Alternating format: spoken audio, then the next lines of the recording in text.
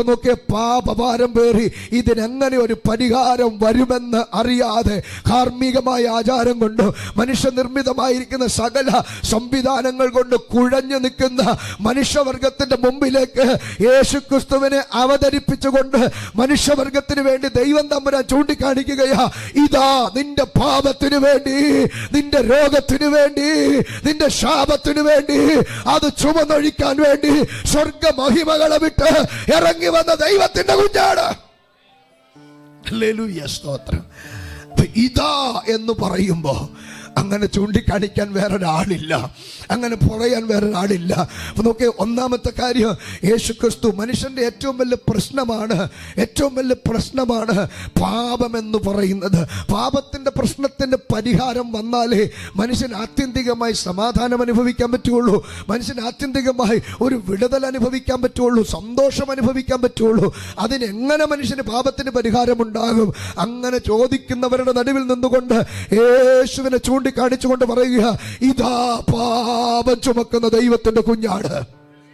ഇന്ന് പകൽക്കാലം എന്നെ കേൾക്കുന്ന പ്രിയപ്പെട്ടവരെ, ഓൺലൈനിലും ഓഫ്ലൈനിലും ഒക്കെ ഇരുന്ന് എന്നെ ശ്രദ്ധിക്കുന്ന പ്രിയപ്പെട്ടവരെ, മനുഷ്യവർഗത്തിന്റെ പാപം ചുമന്നൊഴിക്കുക സ്വർഗ മഹിമകളെ വിട്ട് ഈ താണഭൂമിയിൽ ഇറങ്ങി വന്ന ഒരേ ഒരുവരുണ്ടെങ്കിൽ അത് സ്വർഗം ചൂണ്ടിക്കാണിച്ച യേശു എന്ന പാപം ചുമക്കുന്ന ദൈവത്തിന്റെ കുഞ്ഞാടാണ്.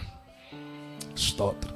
രണ്ടാമത്തെ ഒരു പ്രശ്നം യേശുവിനെ സംബന്ധിച്ച് പറയുമ്പോൾ, രണ്ടാമത്തെ ഒരു പ്രശ്നം, ഈ ലോകത്തിൻ്റെ സ്ഥിതിക്ക് ഇനി ആരും മാറ്റം വരുത്തും? ഈ ലോകത്തിൻ്റെ സ്ഥിതിഗതികൾക്കൊരു ഭേദം വരുത്താൻ ആരെ കൊണ്ട് പറ്റും? ഒരു മനുഷ്യനിൽ നിന്ന് ഉയർന്നു വരുന്ന, മനുഷ്യനാൽ തിരഞ്ഞെടുക്കപ്പെടുന്ന ഏതെങ്കിലും ഒരു ഭരണാധികാരികൾക്ക് ഈ ലോകത്തിൻ്റെ സ്ഥിതിയെ മാറ്റാൻ പറ്റുമോ? ഇവിടെ സമാധാനം സ്ഥാപിക്കാൻ പറ്റുമോ? ഇവിടെ എന്തെങ്കിലുമൊക്കെ ഒരു മാറ്റമുണ്ടാക്കി ആത്യന്തികമായി മനുഷ്യൻ്റെ ജീവിതത്തെ സംതൃപ്തിപ്പെടുത്താൻ പറ്റുമോ? ഇല്ലവേ ഇല്ല. ഇനി ആരെ കൊണ്ടും അതിന് ചെയ്യാൻ കഴിയത്തില്ല. കാരണം പറഞ്ഞു, എല്ലാം ശരിയാക്കാമെന്ന് പറഞ്ഞവർക്കൊന്നും ശരിയാക്കാൻ പറ്റിയില്ല, ഇപ്പൊ ശരിയാക്കാമെന്ന് പറഞ്ഞവർക്ക് ഒന്നും ചെയ്യാൻ പറ്റിയിട്ടില്ല. അപ്പൊ ഇത് പറ്റില്ല എന്നുള്ളത് അവരുടെ ആരുടെ കുഴപ്പമല്ല, ലോകം അത്രമാത്രം വഷളത്വത്തിനകത്ത് പോയിരിക്കുകയാ. ഇത്രയും വഷളായി പോയിരിക്കുന്ന ഈ ലോകത്ത് ഇനി ആർക്ക് ഉദ്ധരിക്കാൻ കഴിയോ? ഒറ്റയാളെ കൊണ്ട് കഴിയാൻ കഴിയത്തുള്ളൂ. ഇനി ഒരു രാജാവ് നീതിയോടെ വാഴാൻ പോകുക. എവിടെയാ വാക്യം കിടക്കുന്നതെന്നറിയാമോ? സക്കറിയ പ്രവാചകന്റെ പുസ്തകം 9-ാം അധ്യായത്തിന്റെ 9-ാമത്തെ വാക്യത്തിൽ നിന്നുകൊണ്ട് ദൈവത്തിന്റെ പ്രവാചകൻ ചൂണ്ടിക്കാണിക്കുക, ഇതാ യെരൂശലേം പുത്രിയേ, നീ ആർത്തുകൊള്ളുക, ഇതാ നിന്റെ രാജാവ് ചെറുകഴുതപ്പുറത്തേറി ഇതാ വരുന്നു. എന്തിന്? ഈ ലോകത്ത് സമാധാനം സ്ഥാപിക്കുക, ഈ ലോകത്ത് ഭരണം സ്ഥാപിക്കുക, ഈ ലോകത്തിന്റെ യഥാർത്ഥമായിരിക്കുന്ന മനുഷ്യന് സംതൃപ്തി തരുന്ന ഒരു ഭരണം ഈ ലോകത്തുണ്ടാക്കുക. ഒരു രാജാവ് നീതിയോടെ വാഴേണ്ടതിനായി വരാൻ ഒരുങ്ങുകയാ. അതിനെ ചൂണ്ടിക്കാണിച്ചുകൊണ്ട് പറയുക, ഇതാ സമാധാനത്തിന്റെ രാജാവ്. അവൻ അത്ഭുത മന്ത്രിയാ, അവൻ സമാധാന പ്രഭുവാ, അവൻ വീരനായ ദൈവമാ, അവൻ നിത്യ പിതാവാ.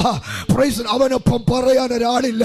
ഇനി ഞാൻ തുറന്നു പറയാ, ഈ വേദപുസ്തകത്തിന്റെ മുമ്പിൽ നിന്നുകൊണ്ട് ഈ കാലഘട്ടങ്ങളുടെ സ്ഥിതികളിലേക്ക് നോക്കിക്കൊണ്ട് മനുഷ്യന്റെ നിസ്സഹായ അവസ്ഥയിൽ നിന്നുകൊണ്ട് സകല ഭരണാധികാരികളെയും ഒരുമിച്ച് കൂട്ടി നിർത്തിക്കൊണ്ട് ഞാൻ പറയാ, മനുഷ്യനിൽ നിന്നെടുക്കുന്നതോ മനുഷ്യനാൽ തെരഞ്ഞെടുക്കപ്പെടുന്നതായ ഒരുവനെ കൊണ്ട് ഇനി ലോകത്തെ നേരെയാക്കാൻ പറ്റില്ല. അങ്ങനെ പറ്റാതിരിക്കുന്നതിന്റെ കാരണം ലോകം അത്ര വഷളത്വത്തിൽ പോയിരിക്കുകയാ. എന്നാൽ ഒരു ഉറപ്പുണ്ട്, ഒരു രാജാവ് വരാൻ ഒരുങ്ങുകയാ. ആ രാജാവ് ഈ ലോകത്തിന്റെ ഭരണസാരഥ്യം ഏറ്റെടുക്കും. ആ രാജാവ് ഈ ലോകത്തെ ഭരിക്കും. അന്നേ ഇനി ഈ ലോകത്തൊരു സമാധാനം ഉണ്ടാകുകയുള്ളൂ. ഹല്ലേലൂയ. സ്തോത്രം. എന്ന് പകൽ ഇവിടെ ഇരുന്ന് ആത്മാവിൽ കൈയടിച്ച് ആനന്ദത്തോടെ ആരാധിക്കുന്ന ദൈവമക്കളുടെ സന്തോഷം എന്തെന്നറിയാമോ? ഇന്നേക്ക് 5 കൊല്ലം മുമ്പ്, ഇന്നേക്ക് 10 കൊല്ലം മുമ്പ്, ഇന്നേക്ക് 35 കൊല്ലം മുമ്പ് ആ രാജാവ് എന്റെ ജീവിതം ഏറ്റെടുത്തു, അവൻ എന്റെ ഭരണം ഏറ്റെടുത്തു, അവൻ എന്റെ കുടുംബത്തെ ഏറ്റെടുത്തു. എന്റെ സന്തോഷം അതാ, എന്റെ കുടുംബം നിലനിൽക്കുന്നതിന് കാരണം അതാ. ഞങ്ങളെ നയിക്കുന്ന ഒരു രാജാവ്, ഞങ്ങളെ ഭരിക്കുന്ന ഒരു രാജാവ്, ഒരു നീതിയുള്ള രാജാവ്. Hallelujah, hallelujah, hallelujah. ഒരു കാലത്ത് ക്രൂരനായ പിശാചിന്റെ കെണിയിൽ ഞങ്ങൾ അകപ്പെട്ടിരുന്നു, നമ്മളിൽ പലരും അകപ്പെട്ടിരുന്നു. എന്നാൽ ഇന്ന് പകൽ നമ്മുടെ സന്തോഷത്തിന്റെ കാരണം ഒരു നീതിയുള്ള രാജാവ് എന്റെ ജീവിതത്തിന്റെ ഭരണസാരഥ്യം ഏറ്റെടുത്തു, എന്റെ കുടുംബത്തിന്റെ ഭരണസാരഥ്യം ഏറ്റെടുത്തു. എന്താ എന്റെ സന്തോഷം? എന്താ എന്റെ ആനന്ദം? എന്റെ രാജാവ് അവൻ എന്നെ ഏറ്റെടുത്തത് കൊണ്ടാ. വിശ്വസിക്കുന്നവർ സന്തോഷത്തോടെ കരമടിച്ച് അല്പസമയം മഹാരാജാവിന്, നമ്മുടെ കുടുംബത്തിന്റെ സ്ഥിതി മാറ്റിയവന്, നമ്മുടെ ഭരണത്തിന്റെ സ്ഥിതി മാറ്റിയവന്, നമ്മുടെ ജീവിതത്തിന്റെ ഗതി മാറ്റിയവന്, യേശുവിന്റെ അധികാരമുള്ള നാമത്തിൽ ഇന്ന് പകൽ ഞങ്ങൾ ഒരുമിച്ച് അങ്ങയുടെ നാമത്തെ ഉയർത്തുന്നു. അങ്ങ് രാജാതിരാജാവ്, അങ്ങ് കർത്താതികർത്താവ്, അങ്ങ് മഹാദയാലുവായവൻ. ഹല്ലേലൂയ, സ്തോത്രം, പ്രൈസ് ദി ലോർഡ്. നമുക്ക് സന്തോഷത്തോടെ പറയാൻ കഴിയും, എല്ലാം ഉണ്ടായിട്ട് സമാധാനമില്ലാതെ, കടന്ന ഉറക്കം വരാതെ ജീവിക്കുന്ന ഒരു പറ്റം ജനം നമ്മുടെ സമൂഹത്തിൽ ചുറ്റുമുള്ളപ്പോ ഇതൊന്നും ഇല്ലെങ്കിലോ, ഒരു കീറപ്പാ വിരിച്ച കിടക്കുന്നതെങ്കിലോ, കിടന്ന ഉറക്കം വരുന്നെങ്കിൽ അതിന്റെ കാരണം ഞാൻ ആത്മാവിൽ പറയാ, അതിന്റെ കാരണം മറ്റൊന്നുമല്ല, സമാധാനത്തിന്റെ പ്രഭു എന്റെ ജീവിതത്തിൽ വന്നത് കൊണ്ടാ. സമാധാനത്തിന്റെ ദൈവം അവൻ എന്റെ ജീവിതത്തിന്റെ സഖിയായി. ഹല്ലേലൂയ, സ്തോത്രം, ഹല്ലേലൂയ, സ്തോത്രം, പ്രൈസ് ദി ലോർഡ്. എൻ്റെ പ്രിയപ്പെട്ടവരെ, കഴിഞ്ഞ 1.5 മാസം മുമ്പ് വേറൊരാൾ മുഖാന്തരം എനിക്ക് ഒരാളെ പ്രാർത്ഥിക്കാൻ വേണ്ടി പറഞ്ഞു. സ്തോത്രം. കോടിക്കണക്കിന് രൂപയുടെ ആസ്തിയുള്ള മനുഷ്യനാ, ഏക്കറേജ് കണക്കിന് വസ്തുവുണ്ട്. ഭാര്യ കഴിഞ്ഞ ഒരു 1.5 വർഷം മുമ്പ് മരിച്ചുപോയി. ഒറ്റപ്പെട്ട് ജീവിക്കാം, മക്കളൊക്കെ വിദേശത്താ, ഇഷ്ടംമാതിരി കാശുണ്ട്. വീട്ടില് തീ കത്തിക്കേണ്ട കാര്യമില്ല. പുള്ളി എല്ലാ ദിവസവും പുറത്തുനിന്ന് വരുത്തുക. പക്ഷെ കിടന്നിട്ട് ഉറക്കം വരത്തില്ല. പുള്ളി 2ഉം 3ഉം സ്ലീപ്പിംഗ് പിൽസ് കഴിച്ചാലും പുള്ളിക്ക് ഉറക്കം വരുന്നില്ല. അദ്ദേഹത്തിന് വേണ്ടി പ്രാർത്ഥിക്കാൻ എനിക്കൊരു അവസരം കിട്ടി. ഞാൻ ദൈവത്തിൻ്റെ സന്നിധിയിൽ നന്ദിയോടെ പറയാം. ഞാൻ അദ്ദേഹത്തിന് വേണ്ടി പ്രാർത്ഥിച്ചിറങ്ങുമ്പോൾ ഞാൻ ദൈവത്തെ സ്തുതിച്ചുകൊണ്ട് കാര്യം, ഒത്തിരി സമ്പാദ്യമൊന്നും പറയാനില്ലെങ്കിലും രാത്രി കണ്ടാ മതി, ഞാൻ ഉറങ്ങിപ്പോകും. എന്താ കാരണം? എൻ്റെ അകത്ത് വന്നവൻ സമാധാനത്തിൻ്റെ പ്രഭുവാ. എൻ്റെ അകത്ത് വന്നവൻ സമാധാനത്തിൻ്റെ പ്രഭുവാ. ഇന്ന് പകൽ അത് അറിയുന്നവർ ഓർത്ത് സ്തോത്രം ചെയ്യുകയാ. നിന്റെ ജീവിതത്തിലെ ഏറ്റവും വലിയ ഭാഗ്യം എന്നാന്നറിയാമോ? ഈ ഉടയവൻ നിന്റെ ജീവിതം ഏറ്റെടുത്തതാ. ഇവൻ നിന്റെ ജീവിതത്തിന്റെ ഭരണം ഏറ്റെടുത്തതാ. ഇന്ന് പകലിൽ നമുക്ക് ഉറക്കം വരുന്നതിന്റെ കാരണം ഈ മഹാരാജാവ് നമ്മുടെ ജീവിതം ഏറ്റെടുത്തതാ. ഹല്ലേലൂയ, ഹല്ലേലൂയ, സ്തോത്രം. അതാ പ്രിയരെ നമ്മുടെ സന്തോഷം, നമ്മുടെ സമ്പാദ്യം എന്ന് പറയുന്നത് അതാ. 1.5 ലക്ഷം രൂപയുടെ ബെഡുണ്ട്, ശീതീകരിച്ച് ഇതുപോലുള്ള മുറിയുണ്ട്, മുറ്റത്ത് നല്ല മുന്തിയനം കാറ് കിടപ്പുണ്ട്, ആരോഗ്യമുള്ള പിള്ളേരുണ്ട്. പക്ഷെ കിടന്ന ഉറക്കം വരത്തില്ല. പിന്നെ ഉണ്ടായിട്ടെന്നാ കാര്യം? അനുഭവിക്കാൻ പറ്റുന്നില്ലെങ്കിൽ ഇതുണ്ടായിട്ടെന്താ കാര്യം? ഇന്ന് പകൽ ആരോടൊക്കെ ആത്മനിയോഗത്തോടെ ഞാൻ ദൂത് പറയാ, ഒന്നുമില്ലെങ്കിൽ ഉറക്കം കിട്ടിയ അതാ ഏറ്റവും വലിയ അനുഗ്രഹം എന്ന് പറയുന്നത്. ഇന്ന് പകൽ നീ കിടന്ന നിനക്ക് ഉറക്കം വരുന്നെങ്കിൽ അതിന്റെ കാരണം എന്റെ യേശു ജീവിതത്തിലുള്ളതാ. ഈ പകലിൽ അവനെ ജീവിതത്തിന്റെ ഭാഗമാക്കി മാറ്റണം. ഹല്ലേലൂയ, ഇതാ സിയോൻ പുത്രിയെ നീ ആനന്ദിച്ചാർക്ക്. എന്താ കാരണം? നിന്റെ രാജാവ് ദേ വരുന്നു. ഇതാ രാജാവ് വരുന്നു, ഇതാ രാജാവ് വരുന്നു. പഴയ നിയമത്തിന്റെ ഒരു പ്രത്യേക പശ്ചാത്തലത്തിലാണ് ആ വാക്ക് പറയുന്നത്. സക്കറിയ പ്രവാചകന്റെ പുസ്തകത്തിൽ നമുക്കറിയാമല്ലോ, സക്കറിയ പ്രവചനത്തിൽ എന്ന് പറയുമ്പോൾ പ്രത്യേകിച്ച് യെരുശലേമിനെ, യഹൂദ്യനെയൊക്കെ പ്രത്യേകം ഒരു സംവിധാനത്തിന്റെ മുഖത്ത് നിർത്തി ബൂസ്റ്റ് ചെയ്ത് പറയുന്ന ചില ഭാഗങ്ങളാണ്. അവിടെയൊക്കെ പറയുന്നുണ്ട് യെരുശലേമിനെ ചുമക്കുന്നവർ കഠിനമായി മുറിവേൽക്കും എന്നൊക്കെ പറയുന്നുണ്ട്. അപ്പൊ യെരുശലേമാണ് വാസ്തവത്തിൽ അതിന്റെ പ്രധാനമായ വിഷയം. യെരുശലേം ഒരു വല്ലാത്ത തകർച്ചയിലേക്ക് പോവുകയാണ്. നമുക്കറിയാമല്ലോ, മഹോദ്രവം എന്ന് പറയുന്ന ഒരു കാലഘട്ടം സംഭവിക്കാൻ പോവുകയാണ്. യഹൂദനെ കുത്തിയവങ്കിലേക്ക് മടക്കിക്കൊണ്ടുവരുവാൻ ദൈവം ഒരുക്കിയ ഒരു പദ്ധതിയാണ്. അതിനകത്ത് നിന്ന് സഖ്യരാഷ്ട്രങ്ങൾ മുഴുവൻ ഈ യെരുശലേമിനെതിരായി വല്ലാതെ പ്രതിസന്ധിക്കകത്തിട്ടവരെ ഞെരുക്കുമ്പോൾ യാതൊരു വിധത്തിലും അവർക്ക് രക്ഷപ്പെടാൻ കഴിയാതെ അവരൊരുക്കിയ സകല സംവിധാനങ്ങളും ഒരർത്ഥത്തിൽ പറഞ്ഞാൽ പ്രയോജനപ്പെടാതെ സഖ്യരാഷ്ട്രങ്ങളുടെ ഞെരുക്കത്തിനകത്ത്, പിടിക്കകത്ത് ഒതുങ്ങി തീരുമെന്ന് വിചാരിച്ചിരിക്കുന്ന ആ ജനത്തിന്റെ നടുവിലേക്ക് ദൈവത്തിന്റെ പ്രവാചകൻ ദൂതുമായിട്ട് ഇറങ്ങി വരിക. നീ ഭയപ്പെടണ്ട, ഇതാ നിന്റെ രാജാവ് വരുന്നു. നിന്നെ ഉദ്ധരിക്കാ, നിന്നെ ഉദ്ധരിക്കാ, നിന്നെ രക്ഷിക്കാ, നിന്നെ പുറത്തു കൊണ്ടുവരാ, നിന്നെ വിടുവിക്കാ. ഇന്ന് രാത്രി, ഇന്ന് പകല് ആ പ്രവാചക ശബ്ദം ഞാൻ ഇതിനകത്തിരിക്കുന്നവരോട്, ഓൺലൈനിൽ ഇരിക്കുന്നവർ ആത്മാവിൽ പറയുകയാ. നിന്നെ രക്ഷിക്കാ. സകലരാലും ഞെരുക്കപ്പെടുമ്പോ, സാഹചര്യം നിന്നെ ഞെരുക്കുമ്പോ, സാഹചര്യം നിന്നെ ഒതുക്കുമ്പോ, അതിന്റെ നടുവിൽ നിന്നെ പുറത്തെടുക്കാൻ ഒരുവനെ കൊണ്ട് കഴിയുകയുള്ളൂ. അവനാ രാജാതിരാജാവ്, അവനാ കർത്താതികർത്താവ്, അവനാ അമർത്യതയുള്ളവൻ, യേശു മാത്രം. Hallelujah, hallelujah. അങ്ങനെ യേശു തമ്പുരാൻ ഇറങ്ങി വന്ന് തൻ്റെ വിശുദ്ധന്മാരും ദൂതന്മാരുമായിട്ട് ഇറങ്ങി വന്ന് യെരൂശലേമിന് അനുകൂലമായി യുദ്ധം ചെയ്ത് ഈ പറയുന്ന സകലവിധ സഖ്യശക്തികളുടെ കയ്യിൽ നിന്നും, വെളിപ്പാട് പുസ്തകത്തിൻ്റെ ഭാഷയിൽ പറഞ്ഞാൽ ആ 10 കൊമ്പുകൾക്കിടയിൽപ്പെട്ട് ഞെരുങ്ങിപ്പോയ യഹൂദനെ വിടുവിച്ച് പുറത്തെടുത്ത് ഈ ശക്തികൾക്കെതിരെ ശക്തമായി പടവെട്ടി തൻ്റെ ജനത്തെ രക്ഷിക്കുന്ന ഒരു ചരിത്രം ഈ സക്കറിയാപുരത്തിൽ പറയുന്നുണ്ട്.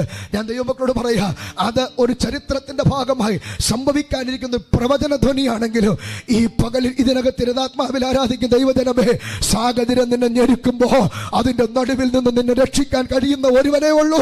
അവനാ നമ്മുടെ വാഴ്ത്തപ്പെട്ട കർത്താവ്. അപ്പൊ രണ്ടാമത്തെ സംഭവത്തിൽ, രണ്ടാമത്തെ വിഷയത്തിൽ നിന്ന് പറയുക, ഇതാ എന്ന് പറയുമ്പോൾ ഒരു രാജാവിനെ തേടുന്നു ലോകം, ഒരു ഭരണാധികാരിയെ തേടുന്നു. പിന്നെ ഓരോ കൊടിയുടെ മറവും നിഴലും ഒക്കെ പിടിച്ച് ഓരോരുത്തരൊക്കെ അങ്ങ് ആക്കുകയാ രക്ഷപ്പെടുമെന്ന് ഓർത്ത്. പറ്റുന്നില്ല. പക്ഷെ ഇന്ന് പകൽ ഞാൻ ചങ്കുറ്റത്തോടെ വിളിച്ചു പറയാ, ഇനി ലോകത്തെ രക്ഷിക്കുന്ന ഒരേ ഒരു രാജാവേ ഉള്ളൂ. ഇനി ലോകത്തെ നേരോടെ ഭരിക്കാൻ പറ്റുന്ന ഒരേ ഒരു രാജാവേ ഉള്ളൂ. കൈ തൊടാത്തൊരു കല്ല് പറന്നു വരുന്ന ചരിത്രം മുമ്പൊരിക്കൽ ഞാൻ പറഞ്ഞതാണ്. ആ കല്ല് സാക്ഷാൽ കർത്താവിനെ സൂചിപ്പിക്കുന്നു. ലോകം മുഴുവൻ നിറഞ്ഞ് തന്റെ രാജ്യം ഇവിടെ സ്ഥാപിക്കാൻ പോകുന്ന ഈ യേശുവിന്റെ നിഴലാണത്. സ്തോത്രം.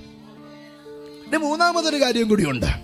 മനുഷ്യൻ മുഴുവൻ വഷളത്വത്തിലായിരിക്കുക, മനുഷ്യൻ മുഴുവൻ വഷളത്വത്തിനകത്ത് നിറഞ്ഞിരിക്കുകയാണ്. അങ്ങനെ ഇരിക്കുന്ന സമയത്ത് ഒരു നല്ല മനുഷ്യനെ ഇവിടെ കാണും. മാതൃകയാക്കാൻ പറ്റാവുന്ന ഒരു മനുഷ്യനെ ആരെ ഒന്ന് കാണിച്ചു തരും. ആരെ ചൂണ്ടിക്കാണിച്ചുകൊണ്ട് ആർക്ക് പറയാൻ പറ്റും ഇന്നയാളെ പോലെ ആകെ എന്നെയാളെന്ന്? അങ്ങനെ ഇല്ലാത്തൊരു സ്ഥിതിയാണ്. അങ്ങനെ ഇരിക്കുമ്പോഴാണ് പീലാത്തോസിൻ്റെ ഒരു വാക്ക് എൻ്റെ ഓർമ്മയിൽ വരുന്നത്.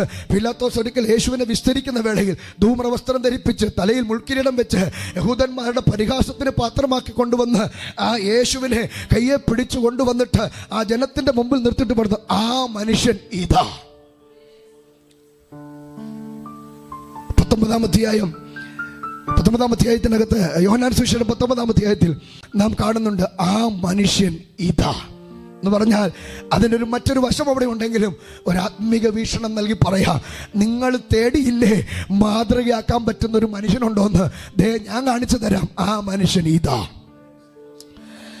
നമുക്കറിയാമല്ലോ പ്രിയപ്പെട്ടവരെ, രാഷ്ട്രത്തിൻ്റെ കോടതിയിലും മതത്തിൻ്റെ കോടതിയിലും ജനങ്ങളുടെ മുമ്പിലിട്ട് യേശുവിനെ മാറി മാറി വിസ്തരിച്ചു. 5 പ്രാവശ്യം യേശുവിനെ വിസ്തരിച്ചു എന്ന് പറയുന്നു. നമുക്കറിയാം 2 വിധമായിരിക്കുന്ന തലത്തിലുള്ള ആരോപണങ്ങളാണ് യേശുവിനെതിരെ ഉണ്ടായത്. ഒന്ന്, ന്യായപ്രമാണത്തിന് വിരുദ്ധമായി പഠിപ്പിക്കുന്നത് ഞങ്ങൾ കേട്ടു എന്ന് പറഞ്ഞു. മറ്റൊന്ന്, ജനങ്ങളെ ഛിദ്രിക്കുന്നതായിട്ട് ഞങ്ങൾ കേട്ടു എന്ന് പറഞ്ഞു. മൂന്നാമത്, കൈസർക്ക് കരം കൊടുക്കുന്നത് വിരോധിക്കുന്നത് ഞങ്ങൾ കണ്ടു എന്ന് പറഞ്ഞു. 3 വിധ ആരോപണങ്ങൾ, കള്ള ആരോപണങ്ങളാണ്. കാശ് വാങ്ങിയിട്ട് കള്ളസാക്ഷികളെ നിരത്തി കോടതിയിൽ സാക്ഷ്യം പറയുകയാണ്. പക്ഷേ ഈ 3 വസ്തുതയും 2 വിഭാഗത്തിന്റെ കോടതിയിൽ മാറി മാറി വിസ്തരിച്ചു. രാഷ്ട്രത്തിനെതിരായിട്ടുള്ള പ്രശ്നമാണ് ഈ കരം കൊടുക്കുന്നതും ജനത്തെ ഛിദ്രിക്കുന്നത്. അത് രാജ്യത്തിനെതിരെയുള്ള പ്രശ്നമാണ്. അതുകൊണ്ട് പീലാത്തോസ് വിധിച്ചു. അത് വിധിക്കാനും അതിനെ വിസ്തരിക്കാനുമുള്ള അവകാശം പീലാത്തോസിനുള്ളതാണ്. അതിനകത്ത് തെളിയിക്കപ്പെടാൻ കഴിഞ്ഞില്ല. രണ്ടാമത്തെ ആരോപിക്കപ്പെട്ടതാണ് ന്യായപ്രമാണത്തിന് വിരുദ്ധമായി പഠിപ്പിക്കുന്നത് ഞങ്ങൾ കേട്ടു എന്ന് പറഞ്ഞു. ന്യായപ്രമാണ സംബന്ധമായ ഒരു വിധി പറയാൻ പീലാത്തോസിന് അധികാരമില്ല. അദ്ദേഹം രാഷ്ട്രത്തിൻ്റെ ഭരണാധികാരി, ഒരു ഗവർണറാണ്. ഹെരോദാവ് അവിടുത്തെ ചക്രവർത്തിയാണ്. അതിൻ്റെ വിധി പറയാനും അതിൻ്റെ നിയമങ്ങളെ നിരത്താനും അവകാശമുള്ളത് മഹാപുരോഹിതനാണ്. അതുകൊണ്ടാണ് പീലാത്തോസ് ഈ യേശുവിനെ ന്യായപ്രമാണ സംബന്ധമായ കുറ്റാരോപിതനായപ്പോൾ നേരെ കയ്യഫാവിൻ്റെ അടുക്കിലേക്കും ഈ ഹന്നാവിൻ്റെ അടുക്കിലേക്ക്, അവരാണെന്ന് മഹാപുരോഹിതന്മാരായിരിക്കുന്നത്, അവരുടെ അടുക്കിലേക്ക് വിട്ടു.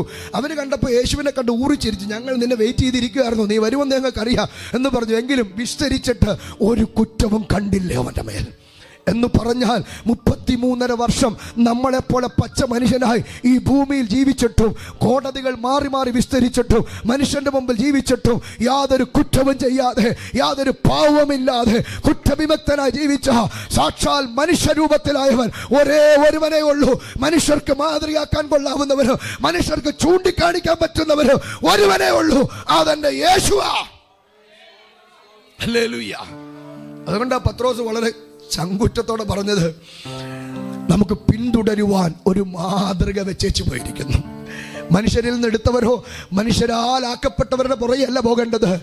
നാം പിന്തുടരേണ്ടത് യേശുവിൻ്റെ പാതയിലാണ്, യേശുവിൻ്റെ പാതയിൽ. അതുകൊണ്ടാണ് ദൈവത്തിൻ്റെ വചനം പറയുന്നത് ഇങ്ങനെ, എന്നെ അനുഗമിക്കുന്നവൻ എൻ്റെ ശബ്ദം കേൾക്കും. അനുഗമിക്കുന്ന പാതയാ യേശു ക്രിസ്തുവിൻ്റെ മാർഗ്ഗം.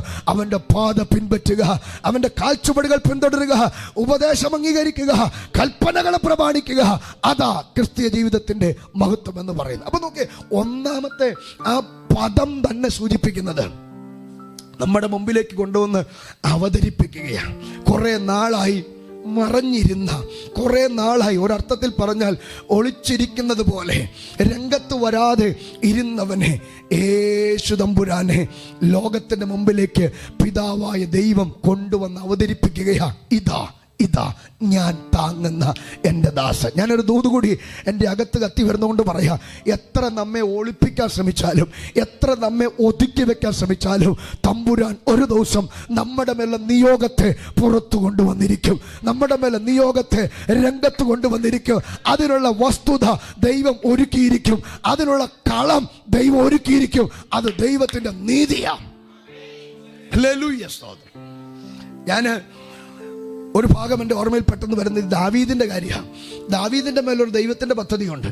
പക്ഷെ വീട്ടുകാരും നാട്ടുകാരും ഒന്നും പുള്ളി അത്ര എന്ത് ചെയ്യുന്നിട്ടില്ല, അംഗീകരിച്ചില്ല. ദാവീദിൻ്റെ തന്നെ ഭാഷയെ പറഞ്ഞാൽ, എൻ്റെ അപ്പനും അമ്മ എന്നെ ഉപേക്ഷിച്ചു, ഞാനൊരു ഉടഞ്ഞ പാത്രം പോലെ ആയിരിക്കുന്നു, ഞാൻ പുകയത്ത് വെച്ച തുരുത്തി പോലെ ആയിരിക്കുന്നു ഒക്കെ അദ്ദേഹത്തിൻ്റെ ജീവിതത്തെക്കുറിച്ച് ഒരു പ്രത്യേക കാലഘട്ടത്തിലെ സംഭവങ്ങളെ സംവിധാനങ്ങളെയൊക്കെ നോക്കിക്കൊണ്ട് അദ്ദേഹം പറഞ്ഞത്. സത്യം പറഞ്ഞാൽ അപ്പൻ്റെ ആടുകളൊക്കെ മേച്ച് കാട്ടിൽ കൂടി നടന്ന് കാട്ടിലെ കൈകനികളൊക്കെ ഭക്ഷിച്ച് കാട്ടിലെ അരുവിയിലെ വെള്ളമൊക്കെ കുടിച്ച് ഇങ്ങനെ പോകുക. വിശ്വസ്തനായിരുന്നു എവിടെയും. പക്ഷെ അവിടെ അദ്ദേഹം ചെയ്തൊരു കാര്യമുണ്ട്, ഞാൻ ചരിത്ര ഗ്രന്ഥങ്ങൾ വായിച്ചിട്ടുണ്ട്. ഇങ്ങനെയൊക്കെ ആയിരിക്കുകയാണെങ്കിലും എല്ലാവരാലും തള്ളപ്പെട്ടാലും ദൈവവുമായിട്ടുള്ള ബന്ധം കളഞ്ഞില്ല. ഞാനൊന്ന് പകൽ ഇതിനകത്തിരുന്നൊക്കെ ആരാധിക്കുന്നവരോടും ഓൺലൈനിലുള്ളവരും പറയാ, സകലരാലും തള്ളപ്പെട്ടാലും സകലരാലും ഒറ്റപ്പെടുത്തിയാലും തമ്പുരാനുമായിട്ടുള്ള ബന്ധം കളയാതെ സൂക്ഷിച്ചാൽ ഇന്നല്ലെങ്കിൽ നാളെ ദൈവം നിന്നെ പുറത്തു കൊണ്ടുവരും, നിന്റെ മേലുള്ള പദ്ധതി ദൈവം രംഗത്ത് കൊണ്ടുവരും.